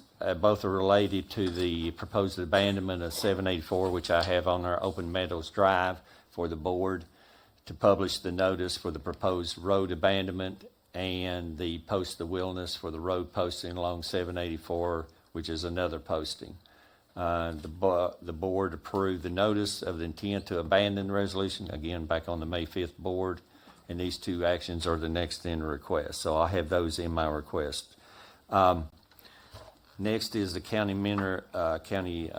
projects and the PSA projects. Our completed projects, just take a look over those. The one that we're actually finishing up right now is two projects that we're finishing up. We got 4 more generators in this week. They're going in. Also, court services, we're finishing up the last of the ceilings, so those will be moved in from the new courthouse to the old courthouse renovation where the clerk's office was. So we're finishing up those 2 projects. The PSA, as you can see, we did a consolidated list of the current projects plus what the impact of the flooding occurred. So that way y'all get to know what we're working on, trying to get it, in this procedures. We'll have to do this in every district until, as these things occur. Also, last on the reports is the Vaco County Official Summit. That's on August the 14th. If y'all plan on to attending, please let me know to get registered. And if you haven't done so we can get all those arrangements, just let Rhonda know. She makes all the arrangements. Of course, now is the county administrator request. This is the Russell County Declaration of Emergency Resolution of July the 18th, 2025. The Director of Emergency Management on July the 18th at approximately 3:33. I believe that. Approximately. Yeah, it's 3 exactly. 3:33 sitting on the middle of Dayton Road declared, a county emergency declaration. So I need approval for that declaration. So in case we have been having conversations, Bill's still here. He snuck out here, didn't he? We had conversations during the event we talked to the Attorney General's office. We also talked to the governor and the governor's staff, and the governor himself. So he's promised some assistance. So we had to have this in place, to continue on and, of course, get all the resources that we needed to have. I need a motion for approval. So moved. Second. Okay, a motion and a second. Any discussion? All in favor? Aye. Any opposed? Thank you all. Next on the county administrator request is VDOT's request to publish the proposed abandonment and notice of 784 Open Meadows Drive and post the wilderness road posting along 784. That was previously mentioned in the VDOT request. I'll make that motion. Second. Okay, we have a motion and a second. Any discussion? All in favor? Aye. Any opposed? Thank you all. Okay, next one is I need a motion for the Russell County School Reversion Fund transfer back to the county of $245,694.90. Mr. Chair? I need a motion to accept. That was quick. I'll make a motion. And I'll second it with some clarity that I would like to begin the process, if necessary, for architect and engineering documents for the fire station to be built in Dank, Virginia with that money. Okay. Okay, we have a motion and a second. Any more discussion? I had designs on it to start an animal shelter. The animal Everybody had their cookie. We got a lot of hot irons in the fire here. So the motion does not include the Dayton Fire Department, but it is a strong consideration. Let's get the money in our bank account and then we can fight over it. Yeah, there we go. All right. We might could sell tickets and raise more money fighting over it. And I wish somebody had called the vote before we talk. I'll call it. Okay, all in favor? So what was the vote? Just to bring the money back in. Oh, back in? Okay. Well, I do All agree. I do agree that we need to really look at that as far as using money to build Dank Fire Department back, and we could use the sale of the schools to use it for the animal shelter. So I'm just putting it out there for consideration. Go ahead, Lonzo. Was that a proposed motion? I can't make a motion. I know that. Proposed. You said that. Next is the Russell County Tourism Coordinator resignation of Shiloh Brooks that, of course, everybody has spoken on. I need the acceptance of the resignation. So moved. Second. Okay, we have a motion and a second. All in favor? Any opposed? Thank you all. Mr. Chairman, can I make a motion Yes, sir. that we move the Russell County Tourism under the Chamber of Commerce? I'll give you a second on that. Okay, we have a motion and a second. Any discussion? Yes. As much as that rings, that we need something, there are documents that need to be approved for this sort of organization in order to receive Virginia tourism funds. And I think that we need to look at that before you act. All right, so I'm gonna amend my motion to direct our attorney to look into the legal aspects of transferring our tourism department under the Chamber of Commerce. Well, And I'll give you the second on that.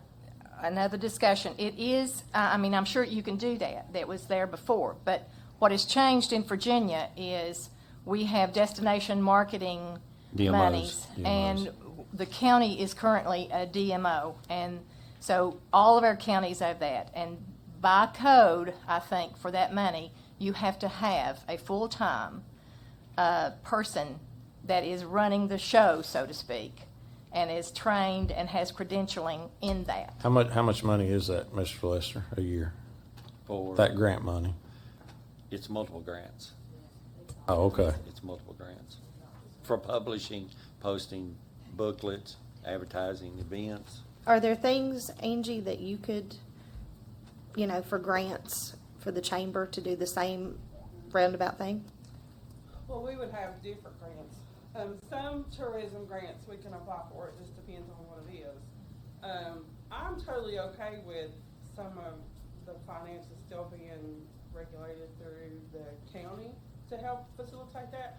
But in the state of Virginia, most tourism is connected to the chamber already, so it's been done. We can figure out how to do it. It's happening all over the state, and all over the country, really. I mean, most of them aren't connected, so. Right. So taking all that into consideration, Mr. Attorney, I include all that into my motion of things to be considered and making Yes. sure that we're utilizing every bucket we can get a hold of and what the regulations are as far as whether or not we need a full-time employee, if that person has to be paid a certain salary, or if they can work for peanuts. Can I make a, So my suggestion, because I've talked to a few, is contracting it out to us, because you don't want me as an employee, I Yeah. assume, because then I'd have to be paid more money than what. So that's another thing, we could look at 1099 or that seems type of to me we ought to work out all these kinks legally before we do anything. Yeah, that's what I've made a motion for. Yeah. Just, Have the attorney look into it. Yeah, that was the original motion. That's my motion. Okay, that's the If motion. that is That's the your motion, second. I couldn't tell you what the motion was. So let me repeat the motion. Please do, Nate. Let Please repeat Tara, it. let Tara. Oh, you want her to? Okay, yeah, Terry, go ahead. I'm just, so we're going to direct our attorney to explore the Can I say one more? ins and outs. Yes, ma'am. Currently, we have just moved Kim Smith onto our board, who was over Heart of Appalachia. Right. So that may solve a lot of that issue, Right. because I would have somebody on board that. She's credentialed. Right. Okay. So anyway, go ahead and look into what all we have to do legally and implications of moving the tourism under the chamber and have it ready next month. You need to also. Second. Well, and just for this little tidbit, I want y'all to be thinking too as far as appropriations, like what it's going to cost and what we're going to do and all that. Okay. All right. All in favor? Aye. Any opposed? Thank you all. Okay, the last thing on our, the county minister, well, it's not the last one. Yeah, we added to it. I need the travel request for Russell County building official. This is the, BACO training, conference and training. Actually, Russell County has actually received an award during this event. So, yes. Is it Kelly Lee? So that's part of it. I need a I'll make a motion motion. for the travel. I'll make I'll second. Motion and a second, all in favor? Aye. Thank you all. The next is we done the resolution, so, It's Labor Day meeting. yes. We already moved the Labor meeting Day. though, didn't We we? need, Yeah, I make a Motion. motion, we move The our meeting. regular September board meeting from Labor Day to Tuesday, September the 2nd at 6 p.m. here in the boardroom. I'll second that. Motion second, all in favor? Aye. Any opposed? And the last one is, of course, Nope, nope, nope, nope. No, auditor selection. Auditor yeah, I know, selection. yeah, The last one was closed I session. closed. Good God.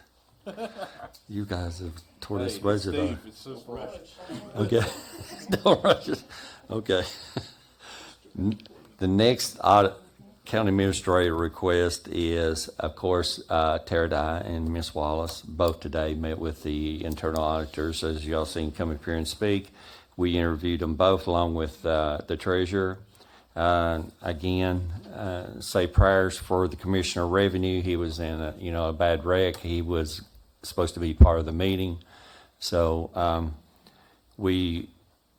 I need a motion to approve the contract for Robinson Farmers and Cox that was in the board packets for the annual audit professional services to be negotiated by the county attorney and county administrator. So moved, Mr. Chair. Okay, I have a motion. Do I have a second? I'll give you a second. Okay, thank you, Tara. All in favor? Aye. Any opposed? Now, last motion is, last request is closed session. So Steve, that's you. I'd like to make a motion that we go into a closed session, to discuss legal matters pursuant to section 2.2-3711A 5, 7, and 8, legal discussions concerning a proposed solar project siting agreement. Okay, I need a second. Second. Okay, I have a motion and a second. All in favor? Aye. Okay, we're going to be going into closed session, and we'll be out shortly. All right. Mr. Chairman, I'd like to make a motion, we come out of executive session. Okay, do I have a second? Second. Okay, we have a second. All in favor? Aye. Any opposed? Okay, Alonzo. Certification of closed session pursuant to subsection 2.2-3712D of the Code of Virginia 1950 as amended.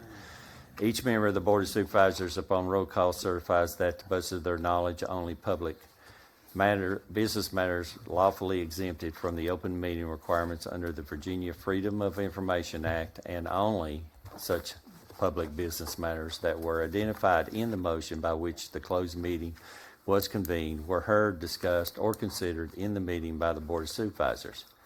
Any member of the Board of Supervisors who believes that there was a departure from the requirements shall state so prior to the vote, indicating the substance of the departure that in his or her judgment has taken place. Are there any supervisors who believe a departure has taken place? Seeing none, being none, if you agree that the matters heard, discussed, or considered during the closed meeting were pursuant only to the motions by which the closed meeting was convened, please signify by saying yea or yes. Andrew Hensley. Yes. Luann Wallace. Yes. Tara Dye. Yes. Steve Breeding. Yes. Rebecca Dye. Yes. Nate Kaiser. Yes. And David Eaton. Yes. Sir, you have approval to turn to regular session. Okay, the only thing we've got right now is board discussion reminders. Does any of the board members have anything? Seeing none, I make a motion, we adjourn. we got a motion. Do we have a second? Okay, all in favor? Any opposed? Thank you all so much for enduring this.